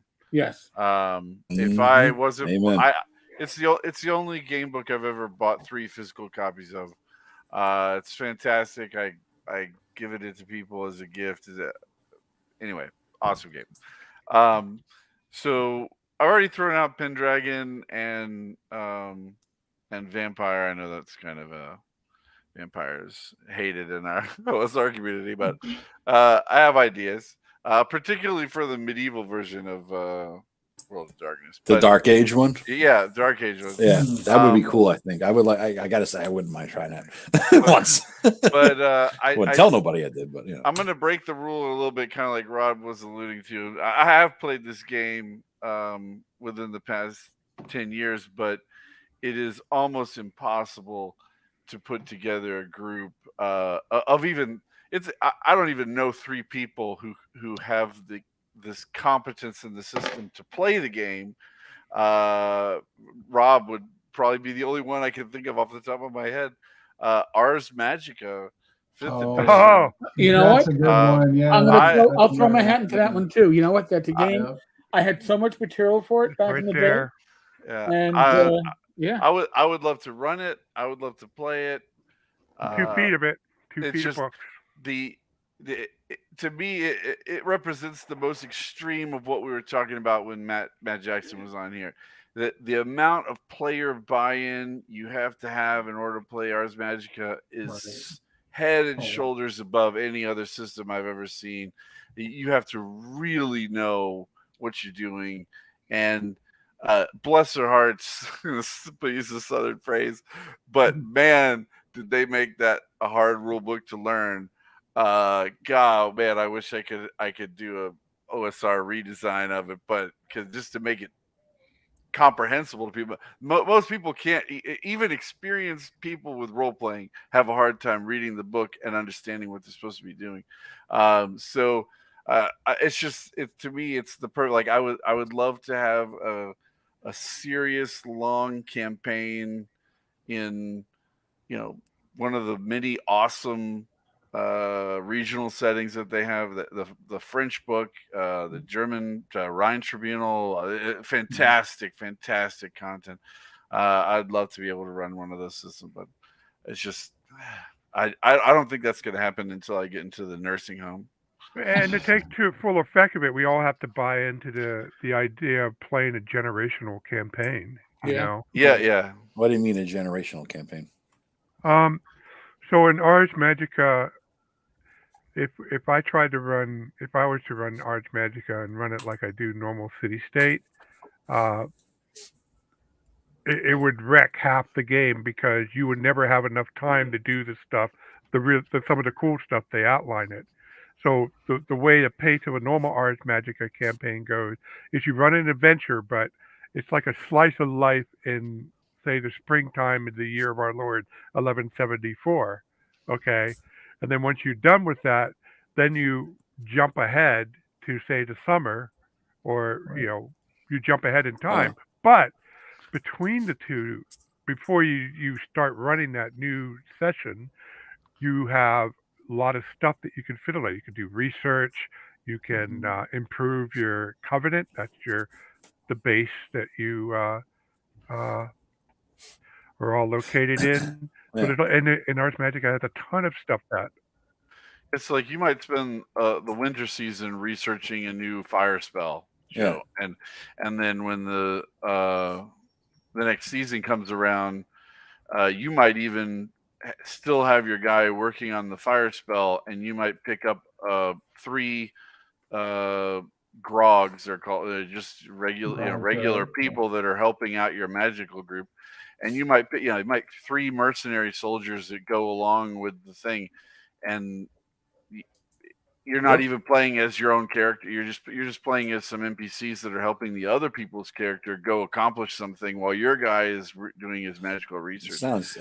I gotta say, it sounds interesting. I have a book on my shelf I'm looking at called Ars Magica: The Art of Magic. Is that what you're talking about? Is that the game, or is that some supplement? What's the cover like? Oh, let me grab it. Ugh. No old person over 40 can get up or sit down without making a sound. You ever notice that, guys? That is the true test. Magica, and Jackson saying Ars Magica sounds like a snooze fest. No shit. Mr. Attention Span. Yeah. All right. Ars Magica: The Art of Magic. I got some dude in a red robe with lightning bolt holding in his hand. There's some guy laying on the ground with a sword across his chest, dead. Who's the publisher? Wizards of the Coast. Okay. Is that it? 3rd edition. Yeah. It says Rs Magica 3rd edition. Oh, yeah. Wizards of the Coast, White Wolf, Atlas. That's the right one then? Yep, that's the right one. Right, well, 3rd edition. They're up to 5th edition now. So. That's the 5th edition, yeah. But is this like the basic player's handbook that I'm holding up that you can't see in front of my camera that you can't see? Actually, it's the complete rule book. This is the complete rule book? Okay. Yeah, so everything I can learn else, it here. They got supplements for it, but Ars Magica, like a lot of RPGs of its era, that's an all-in-one rule book meant to be run an entire campaign with. Who could run this? Because I'd be interested in giving it a shot. I could run it. Look at you want to run He's it, got Greg? his hand up. He's like, right. I can actually, me and Greg can run it because the way the recommendation it does help to have multiple people. Yeah. All right. The way they recommend it, everybody would in the group would get a character. So Greg would have a character, I would have a character, but we wouldn't run our own characters. We in the sessions where we're DMing, our characters off in the Covenant doing the downtime activities that we were describing earlier. I mean, Greg, our Monday night slot is open since Tim stopped his game. I could probably, get my wife to agree. I could do Monday nights for a while. That was the game. That was a slot you could do, right, Eric? The Monday night was your Mondays. Yeah. Running 3 nights a week is tough, but Yeah. I mean, I could probably handle it for a little bit. It's an investment on our end too. You have to give us time to get up to speed and read the freaking book. I mean, if you really want, I can help out too, Greg. If you really wanted to commit to it, I mean, you just need to really. I mean, sit down and read the book. I'm not trying to press you, but you really got to read the book. I mean, I will. It's a complicated game. Hey, if I could demand 18 pages of house rules on top of the regular player's handbook, I could read this freaking book. You know what I mean? So, what edition were we using? I have what, fifth? I can get you the PDF. I can be generous and buy I can show you where it's at. I have like $1,000 in publisher credit. I don't give a shit. Okay, then. I know what that's like. Oh, what's our Christmas, folks? Coming up.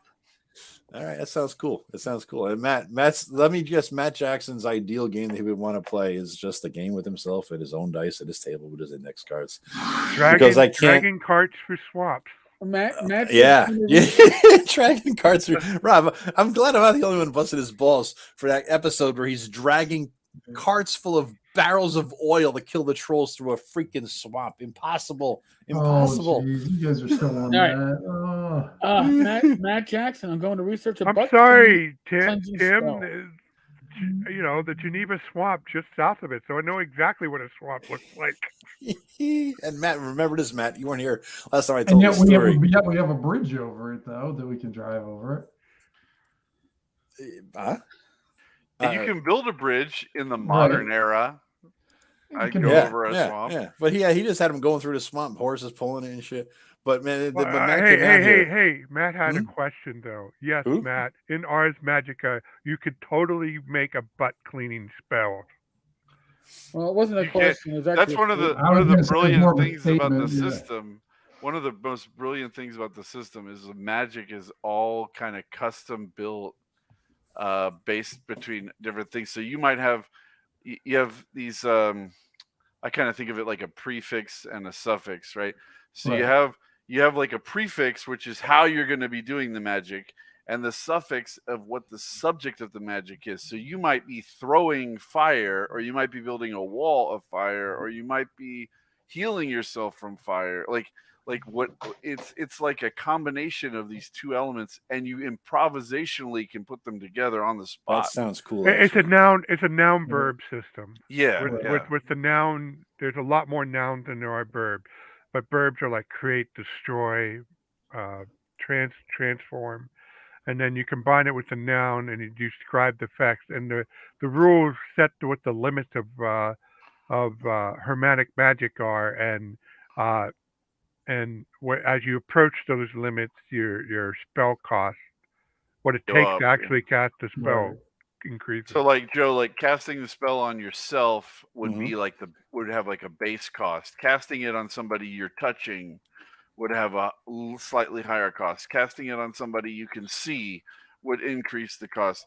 Casting it on somebody he's asking for it. I'm going to do it. In the past would be so it's scale. Like there's these like scalar ways of building the spells on the spot. Like it's awesome. That's kind of cool. I mean, I'm in for it. If you want to run something, give us a couple months to get up to speed on it. Drop a Monday. I mean, we all got the slot. Tim, you think you could do Monday? I don't know yet. Okay. I don't know. Yeah. Because I know that was your night. That's why I was hoping. You know what I mean? Like you were. It wasn't my night. I think Greg was running there for a while with. That's right. He was running his game there. Yeah. The last was most recent. Hex crawl during that time. The one where Tim was chased by the giant eagle. That's right. Every campaign, it's a goddamn giant eagle. I know. Every session, rather. Yeah. Yeah, well, the only thing you have to worry about is giant eagles, he says in one sentence, and then the next sentence, he said something about a giant eagle living in the next text. And I'm like, Yeah. what the hell? Yes, Mr. Gunn, Rob Conley is pulling out his books. At least that's what he's pulling. He's done it a Yep. lot. It's called. Oh, no. Yep. He's It would putting be the a butt cleansing spell. Perdocorpium spell. It involves the body and it involves destroying something, the dirt on your ass. So it would be Perdocorpium. Unless it's actual dirt, then you probably want Perdoterrum because you're wiping the dirt off your ass. Oh, of course. Of course. I mean, that's just. So it's one of those two. So yes, Matt, you can research a butt cleaning spell, and it would work. See, Matt, a game written for a soldier. Now, I can't tell you one game I would like. It sounds like I really want to try this Ars Magic. It sounds very different and everything, but there's no one game that's my dream game to play once. But what I do have is growing up, I always read these games that were in Dragon Magazine that I could never buy or afford. So I was like, I would want to try this and I'd want to try that. And then, and so finally over COVID with the extra money I wasn't going to a bar with, I'm like, fuck it, I'm buying these every goddamn game that I always wanted to play. Yeah. I did. I went insane over COVID. So I'm looking at my shelf. I remember right my now. game. Huh? So I'm looking at my shelf. Rob's again 25 minutes ago. So I'm looking at my shelf of what the shit I have here that I want to play that I bought over COVID. I got Pendragon. I got Thieves World. I have Warhammer Fantasy Role Playing 2nd Edition. Yeah. Mm-hmm. I have Rune Quest box set. I have the Stormhammer, a Stormbringer rather, the red box one. I have Tunnels and Trolls, and I have Shadowrun. I think the 2nd edition, a good one. I would like to play Shadowrun. And I want to play GURPS. Yes, Rob, I said it, GURPS. Yeah, and when I say play, I don't mean like a long. I just want to play like a couple sessions of each of those. I have no dream to play any one game, but I want to play all the games I can never afford to buy when I was a kid. That's what I want to play. I forgot about Thieves World too. I don't know how good the system is, but the setting I would want to play in that. Yeah. But I think that would be one I would definitely want to run. But Tim, Thieves World is system agnostic. Remember the publications they put out for it for any system you were playing under. Oh God, they used there was like 6 systems. No, there's got to be more than that. I think it's got a dozen. Yeah, but it was put out by Chaosium, so you almost have to use RuneQuest for it. But I remember the game I now want. Everybody's been saying no for so long that I've given up hope. The fantasy trip. I play it. I'd be happy to play I want to try Fantasy Trip. Dude, I'm in. I don't even know what that is. Does it involve psychedelics? I mean, what are we dealing with here? Think of proto. It's proto trips. I'm not going to go through a dive in the book, but you'll see. You understand when I show you the. Where is it? Is it the one with the little chits and stuff like that? Yeah, but we're doing it online, so you'll be spared that, Tim. Yeah. You never want to play a game with chits and Rob. It just doesn't mix well. Mess. Yeah, there's no Ars Magica spell that can contain that. Yeah. Yeah, I actually had 2 copies of that. One from the Kickstarter and one that Phil Reedborden gave me. The one that was at the game show over at oh God, what's that damn thing in the middle of fucking Manhattan? It is not Madison Square Garden, where they have all like the Comic-Con and all that stuff. And Javits Center? Yeah, Javits Center. So afterwards we met for lunch. And I'm taking that big, huge box back in the subway with no bed. I was like, oh man, how geeky so be. The reason that's the character sheet there, Joe. All right, and Matt, that's just your style. The only thing missing on this is what they call talents, but that if you have a talent, it goes right down there. Joe doesn't have any talents, so it's fine. Yeah, so it's fine. Just scrub that out of your thoughts. No, he's got the scrounging talent. Oh, that's true. Yeah, yeah, but the thing that the Fantasy Trip is known for is I'm getting glared at. Uh-oh, you can't say the word? You better get that butt cleaning spell. I'm too loud. Oh boy, that came back on me. I should have been nicer to Matt. Oh God! No, never be nicer to Matt. That never pays off. Yeah, why entertain such ludicrous thoughts? Yes. But Guys, I got yes, something I fun. would like to run the fantasy trip. I got something fun that I think you guys forgot about. I put Okay. my glasses Hit it, on Cookie. for this, guys, because in my hands I have 6,000 D&D Trivial Pursuit questions for y'all. Oh, my yes. God. All right. All right. I'm gonna pick some random cards. Everybody in the audience can participate too. All All right. right. I got random Trivia cards time. here. All right. Hit It's us like with 50 it, or Joe. 60 bucks. I'm gonna try to find something that we understand because there's a whole lot of I think this keep in mind it might be 5th edition focus. So I'm gonna try to find shit that isn't necessary. No, there's a lot of 3 in that. All right, here we go. On Here we the go. card. All right, I'm guys. not gonna do well at all, First then. question: name 5 of the 9 hills. Erebus. Each of you name one. Come on. The Abyss. No. Oh, Did you say Erebus. hills? 9 hills. Name 5 of the 9 hills. Divorce. I thought you would have said first marriage. Yeah. Gehenna. No. That's No, one of that's the not Hades, hell. Rob. That's No, Hades. that's one of the planes. God Anybody in the chat getting this? Come on. And name me the 9 without Googling. Don't be cheating, you bastards. They're gonna Right. Google it. Mr. We got- Gunn. We got Avernus, right? My brother came back with this, correct?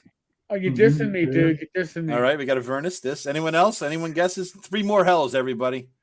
Come on. You can do it. You guys suck in the audience. Come on, pull it together. I'm Stygia, sucking is right the now. river. That's a Stygia's river. a river. All right, here we go. Here's the answers. We got Avernus, this, Minoros, Phlegathos. Yeah. Stygia is one. I lied. Stygia is one. Melbolge, Meladomini, Khania, and Nessus. Oh, Tanya, because anyone named Tanya would have to be from hell. Yeah. All right, here we go. We're gonna try another card here because that was bad. Who wrote the novel Mazes and Monsters, which inspired the 1992 TV movie? Come on, this is our generation. Coil. No, it was a girl. It was a lady. Coyle. Next, anyone else? No. That was No? fun to do on Rob. Actually, I No, gotta admit, that was really it's fun. a woman. I can't think of her name though. It was a woman, right? Yeah. Yeah, she's I'll give you the dumb as first name. hell. I'll give you the first name. Begins with an R-O. Rob. Oh, no. Sorry. Robin. Is it Robin? Quivers. Yes. Yeah. Why did I think it was Harold Coyle? Oh, he wrote military. It was Rona Jaffe. Jaffe, that's it. All right. Here we go. All right, this is a good one. Everybody should get this. Castle Ravenloft overlooks what remote, isolated valley that also lends its name to the realm? Come on. Ravenloft. Barovia? Yes, Barovia. Nailed it. Oh, okay. Nailed I it. knew that was the village name. I didn't know the valley was named Barovia too. Uh-huh. Which Yeah. beautiful Drow priestess? Oh, come on. There's Greyhawk Grognard here. Which beautiful Drow priestess rules House Eliserves in Vault of the Drow? I'm out. I call it Drow. You say potato. I thought her name was Ellistra. Nope. Oh. Not Elister. Anyone else? Come on. Anybody in the audience? Yeah, Who these trivia rules? questions are not I'll like give you a trivia- clue. That's not in this card. It was Gary. I believe it was Gary Gygax spoke Gord the Rogue's girlfriend for a point. Yeah, my brother get it. A Clavdra. Yes. I figured I would give him that clue. Yep. Okay. Let's see. I'm going by the answers first before I. That way I know what the hell. It's quicker to scan the answers. It looks like it might be something familiar to us. You know what I mean? Right. All right. Which of the Bloom brothers, Rob just probably read this book, became TSR's treasurer in 1976 and eventually its president in 83? Which of the Bloom brothers? Ken. God, that's real fun to do to Rob. Okay. So Next. Brian and Ken. Yeah, I was gonna say it was Brian, I think, wasn't it? Kevin. Oh, well, I got the first letter right. Yeah. Okay. All right. Let's see. I didn't even know about Kevin. They look boring. I'm going by the answers to see if they look like there might be. Okay. Here's a good one. Who was the private detective hired to locate James Dallas Egbert III, author of the 1984 Tell-All, The Dungeon Master? You all read the book. We all read the book. Come on, you guys. I us. can't remember. I have no. That's like. Who got it? TXG. I didn't want to remember the asshole's name. TXG, you got it. You got the last name. Anybody remember the first? Yeah, no, I have no. William Deere. William Deere. Okay. All right. Let's see. No, Money no, that grubbing doesn't look asshole. good. Yeah, he was. No, here's this should be interesting. Oh, that's too easy. But the answer was Lorraine Williams. That was damn easy to have in there. Can't give All that right. question out. They might Okay. actually answer it. Oh, which 2002 D&D source book was printed with a warning label that its content is intended for mature audiences only? 2002 D&D source book. 2002. Oh, that was the one that was sent sealed. Oh, Book of Vile Darkness. Yes, by Who wrote it? Who wrote it? Who wrote it? I'm gonna say Skip. No, Monty Cook. I was Boom. gonna say Monty Cook. Nailed yeah, it. I think Monty Nailed Cook. it. Nailed it. Nailed it. Yeah. All right. Oh, I didn't know that one came with a warning. I didn't either. Oh yeah, that's back. Yeah. That's back when Wizards was Wizards. Okay. Oh, here we go. Here we go. This is a good one. This is deep lore on Dragonlance. In Dragonlance, who was the elven king who brought a dragon orb to Sylvanest and was trapped in a nightmare by its power? Dragonlance fans, speak up. Not it. Not it. I remember the picture of the guy. I just don't know Yes, his remember that fucking picture? name. It was so weird. He had his claws and his long fingernails looking at him. His eyes are bugged out. Lorak. His full name is Lorak Caledon. All right. All right. What we got here? That looks like it might be. Everybody in the audience is not it too. So I'm thinking Dragonlance questions are not going to be a popular. No, I guess not. Not the Dragonlance crowd here, is it? All No. right, let's see. Let's see. I think Wizards. Interesting. Oh, this might be good. This might be good. Which fiendish foe? This is easy. This is a gimme, guys. You got to redeem yourselves at this one. Maybe. Which fiendish foe initially became known in Greyhawk through rumors that he was building a road of human skulls in his capital, Daraka? Ius. Boom. All right. Good. All right. Good deal. Good deal. How you What- pronounce that? Ius. I-U-Z. E-Y-E. I always I always call called Ius. it E's, but It is it's Ius. Ius. To You me, it was say- us. Us? Ius. I-U-Z. It's Where's an I in us the come out of beginning. that? So you gotta- I-U-Z, right? I-U-Z. Yeah. What? Us. Interesting. Interesting. I called it I. Don't ask me how to pronounce things. Okay, here's one. What? In Farron, what is the name of the red-fleckled Chalcedony mined in Damara and Vasa? Sometimes lends its name to that region. Bloodstone. Anyone I else? don't understand No. a word you said out of that question. It's a bloodstone. Yep, Rob got it. All right. Oh, all right. Here, what's this? What is the gargantuan monstrosity that has a spell-reflecting carapace and name that derives from French folklore? Tarrasque. Boom. Boom. All right. Let's see what we got here. Are we saying that right in French, Greg? Because he always corrects me. Yeah, he does do French corrections. That all the actually time. is the way you would say it. Yeah. Is it? All right. See, so I got to change the way I say it then. How you pronounce Oh, it? what is this? I pronounce it Tarrasque, but now Greg says I'm saying it right. I got to change it because I don't do French.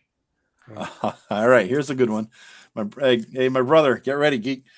Name 2 of the 4 possible effects that can be achieved with the spell Big B's hand. I know my brother's going to type. Watch. All right. The internet is for poor. Grass. Sorry. I found the Bigby spells ridiculous. Fist and Name 2 of the 4 effects. It can push. In an interposing hand, That's one. right? It can So- carry things. Well, there's Bigby crushing hand. Yeah. Yeah. Well, that's Isn't there like- it's now. I think you got big It's a B, little bit big different, bitch the new slap or editions. something like that. the new editions. Big See, B's stink finger. Oh, new editions. Oh, I don't. the know new now. edition has one spell that you do 4 different things with the spell or something like that. So they have Big B's clenched fist, forceful hand, Big B shocker. the Big B shocker. Yeah. I've got a buzzer for you. Yep. There's my brother with a comment I was waiting for him to say. Big B's.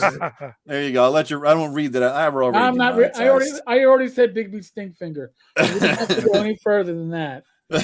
He was slow to the punch. He was slow to the punch. He must have been taking a piss or something. All right. In module D3 Vault of the Dro, players might discover a strange mural that functions as a gate to which plane? Queen of the Demon Web Pit. That's Well, the The Demon Web. This. Which is in what plane, Rob? Abyss. What, The Abyss. Boom. All right. Okay. You got it. Got it. Okay. What year did the Tactical Studies Rules Partnership incorporate as TSR Hobbies? 78. 75. Anyone? Doesn't matter. For Yeah. 400. 1975 in September, no less. Okay. All right. Ah. All right. When did TSR Hobbies shorten its name to TSR Inc.? What year? 78. I don't know. 83 in June, no less. 83. Yeah. All right. Shortly before the outster. This is why they call it trivia. Here we go. I'm in This pursuit of the trivia. Sorry. the spells mirror illusion, major image, and phantasmal force all require what material component? Glass. Ooh, that's a good guess. No. No? A mirror? A pinch of sleepy dirt. No. Sleepy dirt. What is that? I had it in the corner of my eye. Yeah. Sleepy Yeah. dirt. Do you have sleepy dirt in your list there, Greg? It must be. No, I've never heard of sleepy dirt. The answer is a bit of fleece, pulling the fleece over their eyes, the wool over their eyes. Okay. All right. That galaxy. What is the typical alignment of the will-o-wisp? Now that they guess this is Chaotic made where there's neutral. alignments. Yeah, Chaotic evil. Chaotic evil. Rob with the Yes. answer. Chaotic evil. Greg got it first. and then I thought he said neutral. I'm sorry. I said neutral. Oh. Okay. Oh, did you? Oh, I was like, Yeah. chaotic. Okay. Some weird, stupid history lore. How many years did it take for D&D to be inducted into the National Toy Hall of Fame? 12, 22, or 42? I'm going to say 42. 22. I'm going to say 22. I'm going to say I don't know. 42 is the answer. Wow. Yeah. Wow, that is something else for fucking Toy Hall of Fame. That's interesting. All right. Oh, this might be interesting. No respect for nerds. What type of monster enslaved the Grey Dwarves in the Underdark for generations? Illicit. Mind flare? Is that? Yes, same answer. 2 words, same answer. Yep. Okay. All right. No, that's not good. Not good. Or mind flare, I guess is pronounced. I always Mind flare. Yeah, I call it flare. What do you call it? Flare? It's flare, I think, isn't it? The way it's spelled. Huh. Yeah, Yeah. F-L-A-Y-E-R. Flare. Yeah. I call But it my flare. mind Yeah. always had flare. Lots of flair, that mind. Yeah. Oh, here's some deep old lore. Whom did Gary Gygax credit for the prototypical beholder in the 1977 Monster Manual? Rob Bell. Don't know. No, Terry Kuntz, Rob Kuntz's brother. Mm. The non-asshole brother. You don't like Kuntz? What's the matter with Kuntz, man? Rob Coots. Yeah. You ever interact with him? Once we talked on the phone for about 2 hours one time.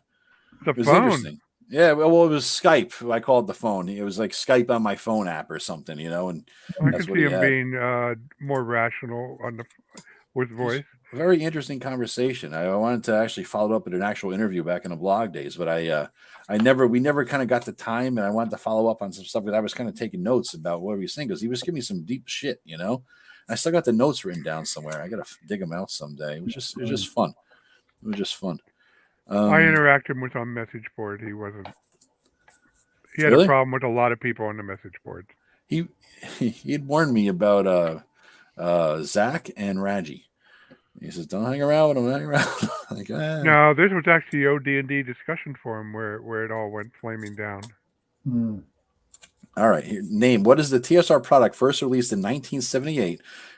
76. Consisted of configurable segments of underworld terrain. Geomorphs. Yes, Dungeon Yeah, Geomorphs. yeah, Dungeon Geomorphs. All right. Interesting. The non-TSR amateur magazine Great Plains Game Players Newsletter. All right. Magazine named Great Plains Game Players Newsletter first published Gary Gygax's rules for what D&D class in 1974? Bard. Thief. Thief. Tim nailed it. Thief. I guessed it. Yeah. Did you? All right.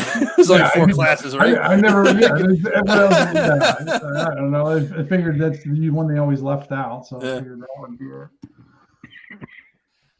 In the Dungeons and Dragons animated series TV show 1983 to 1985, by what conveyance is the party initially transported into the magical realm? Wasn't it a mini coaster, a roller coaster? Anybody? Yes, it was a roller coaster. It was a roller coaster ride. Yeah. I still remember that scene. I bought another thing. I bought over COVID. I bought the whole series. The D&D TV cartoon. Remember that? Oh no, I never watched it. Oh, okay. I freaking hate cartoons. I just never got into them. I just had to watch D&D cartoon. We had culminated in the same time that we. I didn't like. Playing. You know why I didn't like the cartoon? Because they didn't kill anything, and it just pissed me off. Yeah, that's true. They didn't hit any. Look, my bow needs no arrows. I know. Look, the cavalier got a weapon. No. Not killing anything fits with your curse. Wow. They rolled ones. Yeah. Although I did enjoy the car commercial they made that one time when nostalgia for the cartoon started. That was awesome. That was well done. Yeah, that was. I liked that, and I didn't like the cartoon. So yeah, I thought they did a good job. Was that Brazilian or something? I think it was. Yeah. Yeah. There is a children's book coming out in January with the characters from the D&D cartoon, but of course missing Eric the Cavalier. Oh, this is from the cover, from what I can see. Yeah, I got linked to me earlier today. I was like, oh shit. All right, here's one, guys. I got two questions on this card that look interesting. What color is the D12 that shipped in the 1977 Holmes Basic set? Blue. Anyone else? No. I want to say yellow. I want to say green, but I don't know. It was blue. It was blue. And here's some more Greyhawk lore. In the world of Greyhawk, Rary's betrayal of the Circle of Eight caused the deaths of which two wizards, which were coincidentally named after Gygax's siblings? Mordenkainen and Bigby? Nope. No. Anyone? It was Tensor and Ataluk. Tensor and Ataluk. All right. These don't look like good answers. Let's see. I'm starting. It's like almost like I'm playing Jeopardy. I'm starting with the answer and thinking what question that might be interesting could that answer lead to. Tongue. That's an interesting. Here we go. Oh, here we go. Woo! Which demon prince is credited with the creation of the first chimeras? That's a good question. I've never heard of this before. I'm gonna guess Demogorgon, but I could be wrong. I'm guessing too. I'm gonna go with Orcus because he always seems popular to make shit. So it's not undead. He's not undead. So anyone else? Orcus is tabletop terrain. Anyone else get your votes in? Orcus, Jubilex. The answer is Demogorgon. Demogorgon. Did you get it right? Eric got it. Eric got it. Good job. Oh, Rob, I'm all right. I see an answer. I see a question for you already. I haven't read the answer. I saw something pop up. In what Judges Guild product? Here we go. In what it's all right. We're in Rob's territory. He's going to lose his Judges Guild cred if he doesn't. I know. You don't get this. This is big. That's the first Judges Guild. This is the first Judges Guild question I've had yet. In what Judges Guild product did Dave Arneson publish maps and keys of his Blackmoor dungeon after leaving TSR? First fantasy campaign. Boom! Nailed it. That was good. He didn't even try. It helped that I did a freaking 8-part review of it. Why am I not surprised? All right. Oh no, it doesn't look interesting. Here's something interesting. What was the first company to resell D&D in Great Britain? Games Workshop. Yes. Makes sense. Let's see. What are these?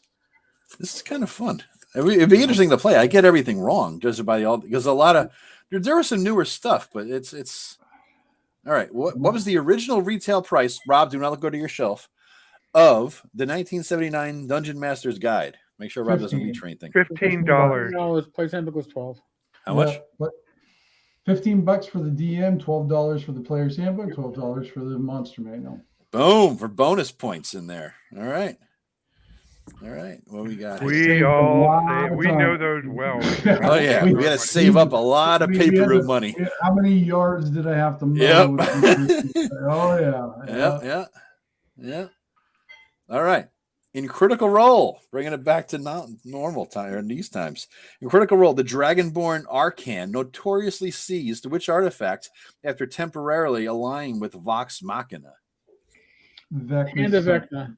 Hand of Vecna. And that was played by, for bonus points, The My big right guy hand. the big guy who has the hot wife. yes. Tim for the Yeah. answer for credit, because we all know who he's talking about. Sofia Vergara's husband, who is far less well known than her tits. Who's that guy? Magiola? Joe Joe Manganiello? Manganiello. Yeah, that guy. Yeah. Yeah. All right. What do we got here? Here we go. By the way, he is a real gamer. He is. He He's is. legit. Yeah. He is a Yeah, he legit took his gamer. wife's wine cellar, made it into a gaming room. That's and so she ended badass. up- That's yeah. big balls. Who the hell could get away with that? Exactly. You know, come on, that dude. Everybody should just bow down and say, "You are my hero" for that one. You know. Oh, here we go.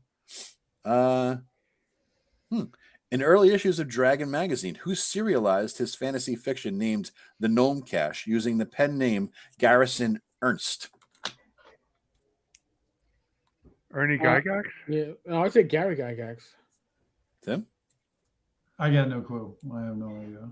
His name was Gary Gygax. Because Gary's name was actually Ernest Gary Ernest. Gygax. Yeah. Yeah, that's the E part, right? Yeah. The E Gary Gygax that he always went by. Yeah. Interesting. Here we go. Which TSR UK subsidiary, which was founded in 1980, would want to publish Imagine magazine? Who ran the TSR UK subsidiary, Oh, which was founded in 1980, who would later go on to publish Imagine Is magazine? former Dragon Mohan? Kim Mohan?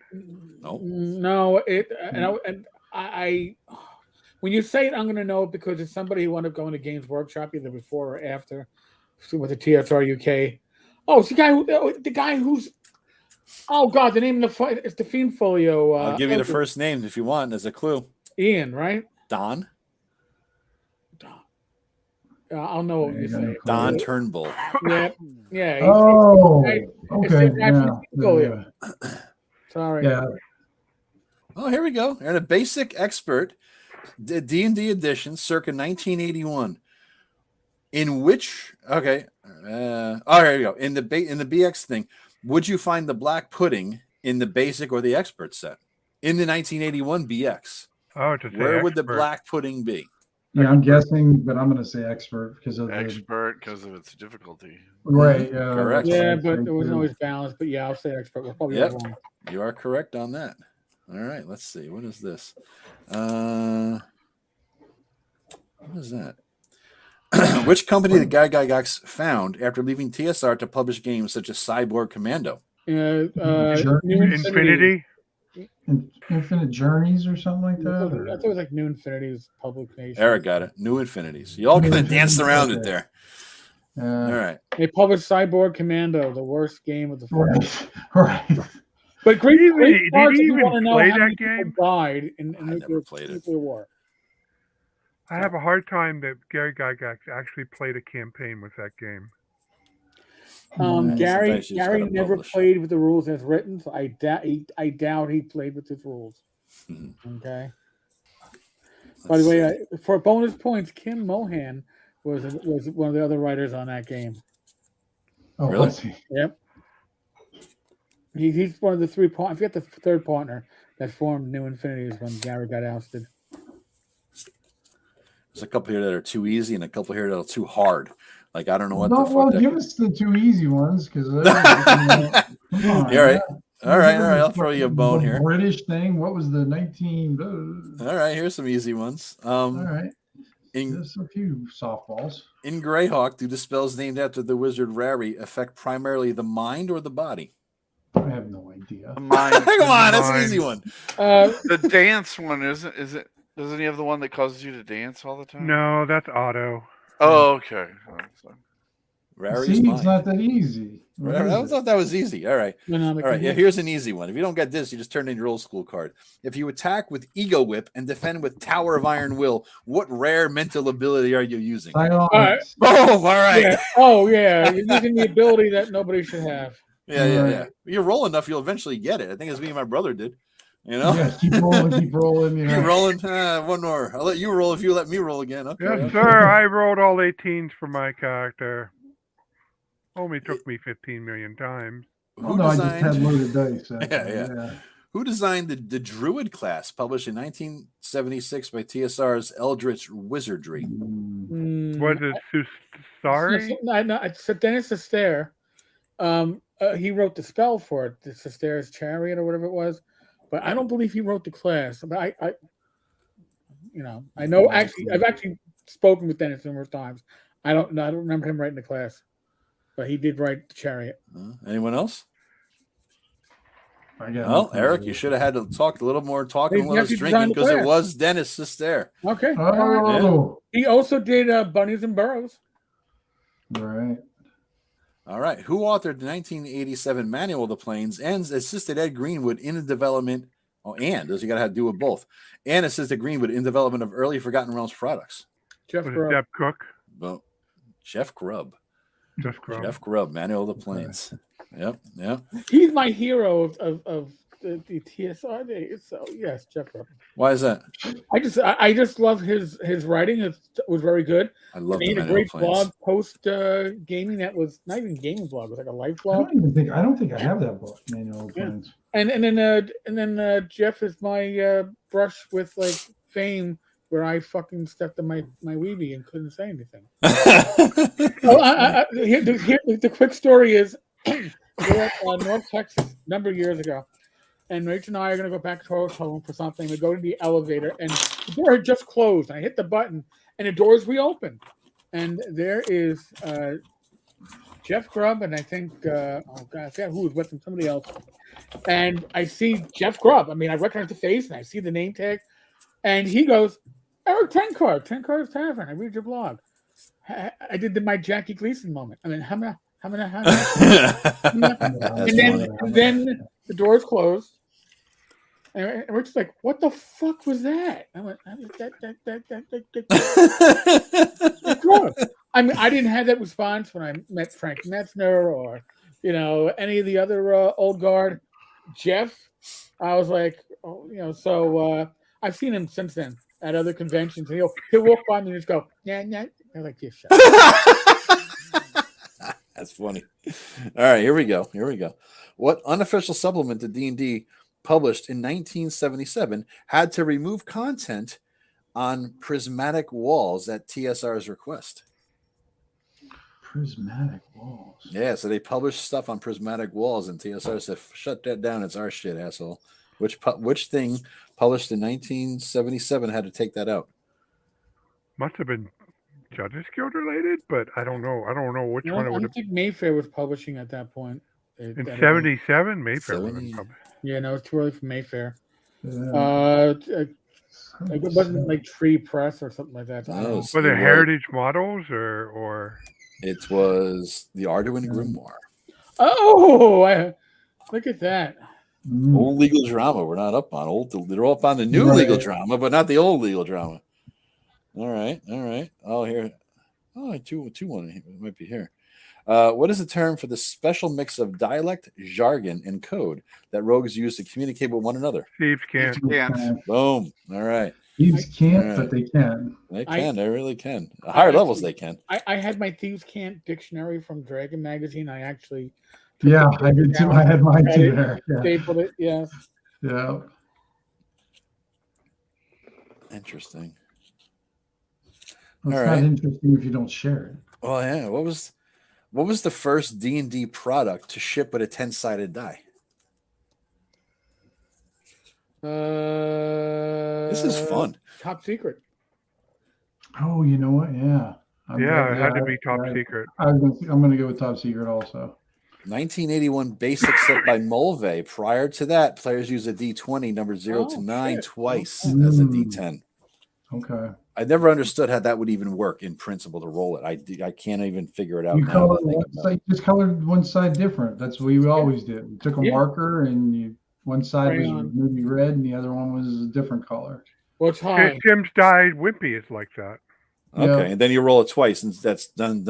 0. You know how I do it, Joe? Because I knew like the lower 10s, I never had to worry about what I rolled because I knew I would miss. That's true. Yeah. So I never break it anyway. Right. So I just painted them all black. I used a black marker, and then I used a red marker for the high numbers because then those are the ones that always counted. All right. So red was good. Here's a good one. Here's a good one. In which desert-based adventure does a wandering ghost recite the immortal words, "I am Amun-Ra, son of Tokash-Ra, of the house of Mo-Pilar"? Curse of the Pharaoh, or whatever was Yeah. it?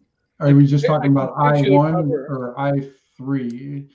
And it was I think the Curse of the Pharaoh or something like that. I It know was it just plain old Pharaoh.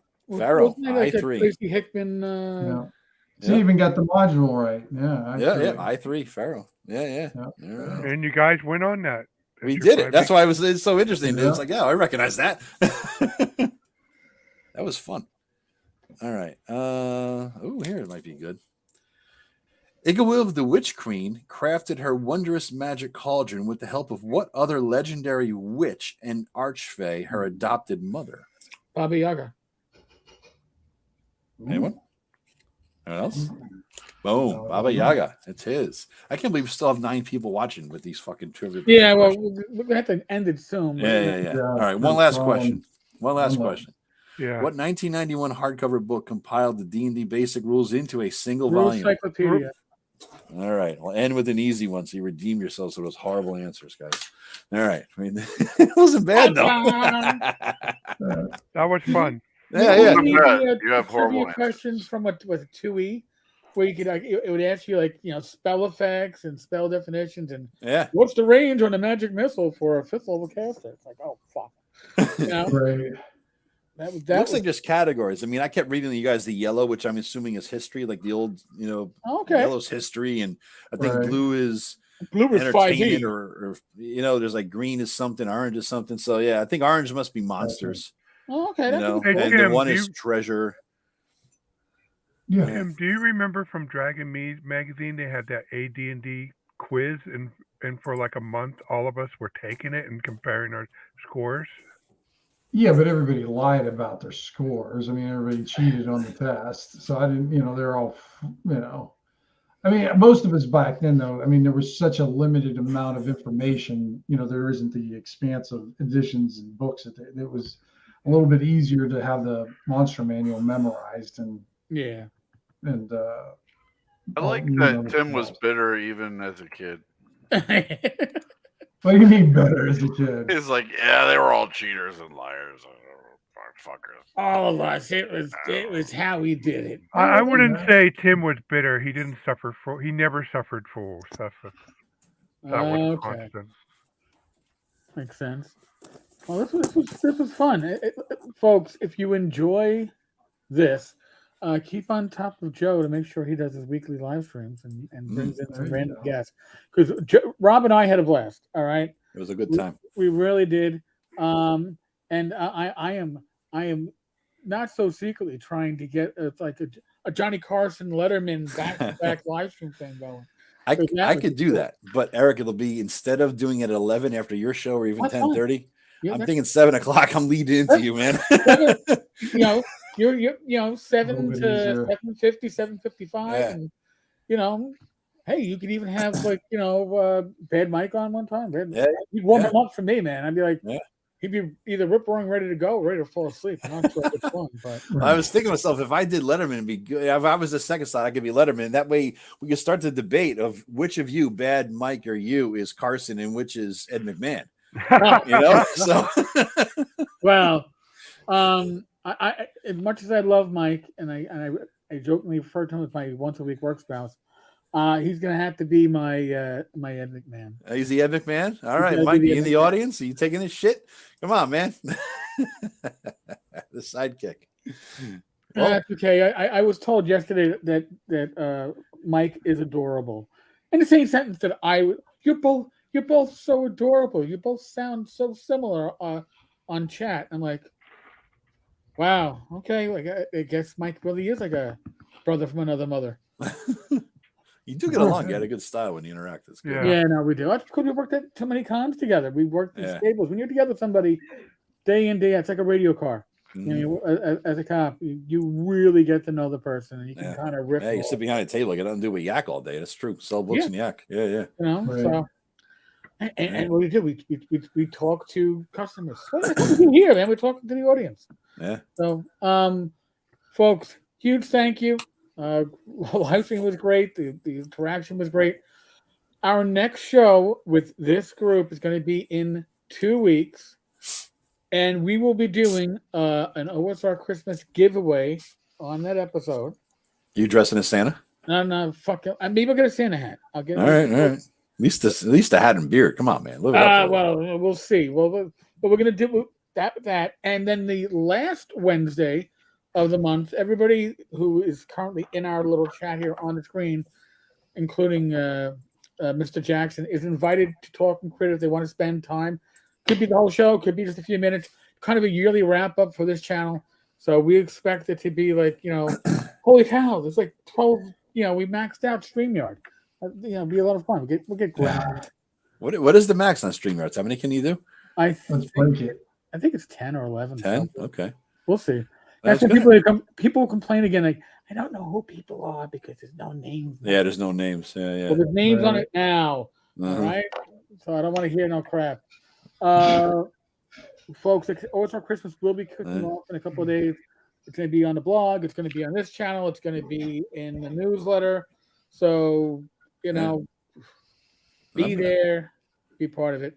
I'm going to try to do that live stream on Wednesdays. I think I'm going to make it a shot. I think I'll just do 7:00. I'll advertise. It'll be like news and events, the random shit in my head kind of stuff. And I was going to announce that I was at 983 subscribers. That means I'm 17 away from 1,000, which is monetization.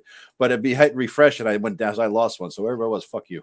So I'm down to 982 subscribers. So I'm 18 away from monetization.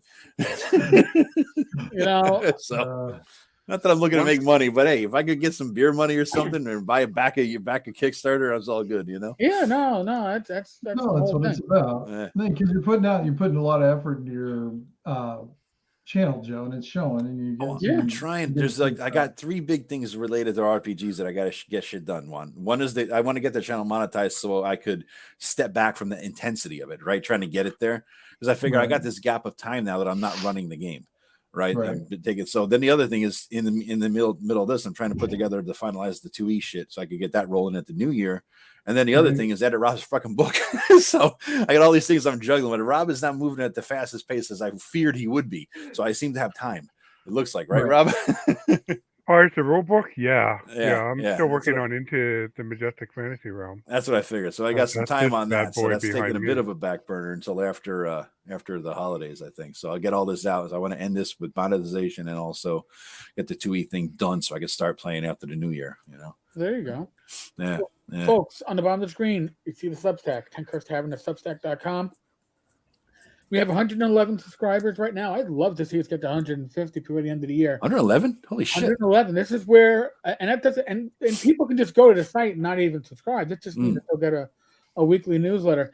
This is where you can follow what's going on in this channel, Joe's channel. When Rob puts his channel up, you can follow Rob's channel. When Matt updates his channel, you could actually get updates from that channel. Tabletop Tap from Tom. The Grey Hook Grognard, Benoit Poirier, and others. We are slowly growing. It is a great way to get your OSR and see what's going on the big. It's like a blog list, but updated once a week.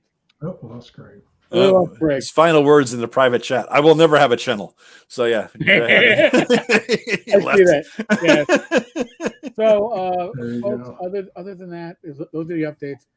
As usual, common sense. He's back. He didn't leave. He faked this out. He didn't drop the mic with that. Well, he wants to do my quote. I understand. I accidentally hit log in again instead. I was trying to switch from private chat to public chat, and I hit the login button. I hate this stupid thing. Folks, use your common sense. Don't be Greg. Use your common sense, folks. Your common sense is the most important thing. Don't let anyone tell you what to do. Talk to your doctor. Yeah, your medical professional. Yeah, just use your common sense, folks. Use your common sense. Be safe, be well, God bless. Roll those dice, roll them well. Live stream tomorrow night, 8 p.m. Eastern. My wife and myself will be doing Gamers Health and updates on that one. And we're out of here. Later. Hi, guys. Use your Oh. common sense, or you'll be living in a van down by Oh. the river. Down by the river. Down by the, somebody said down by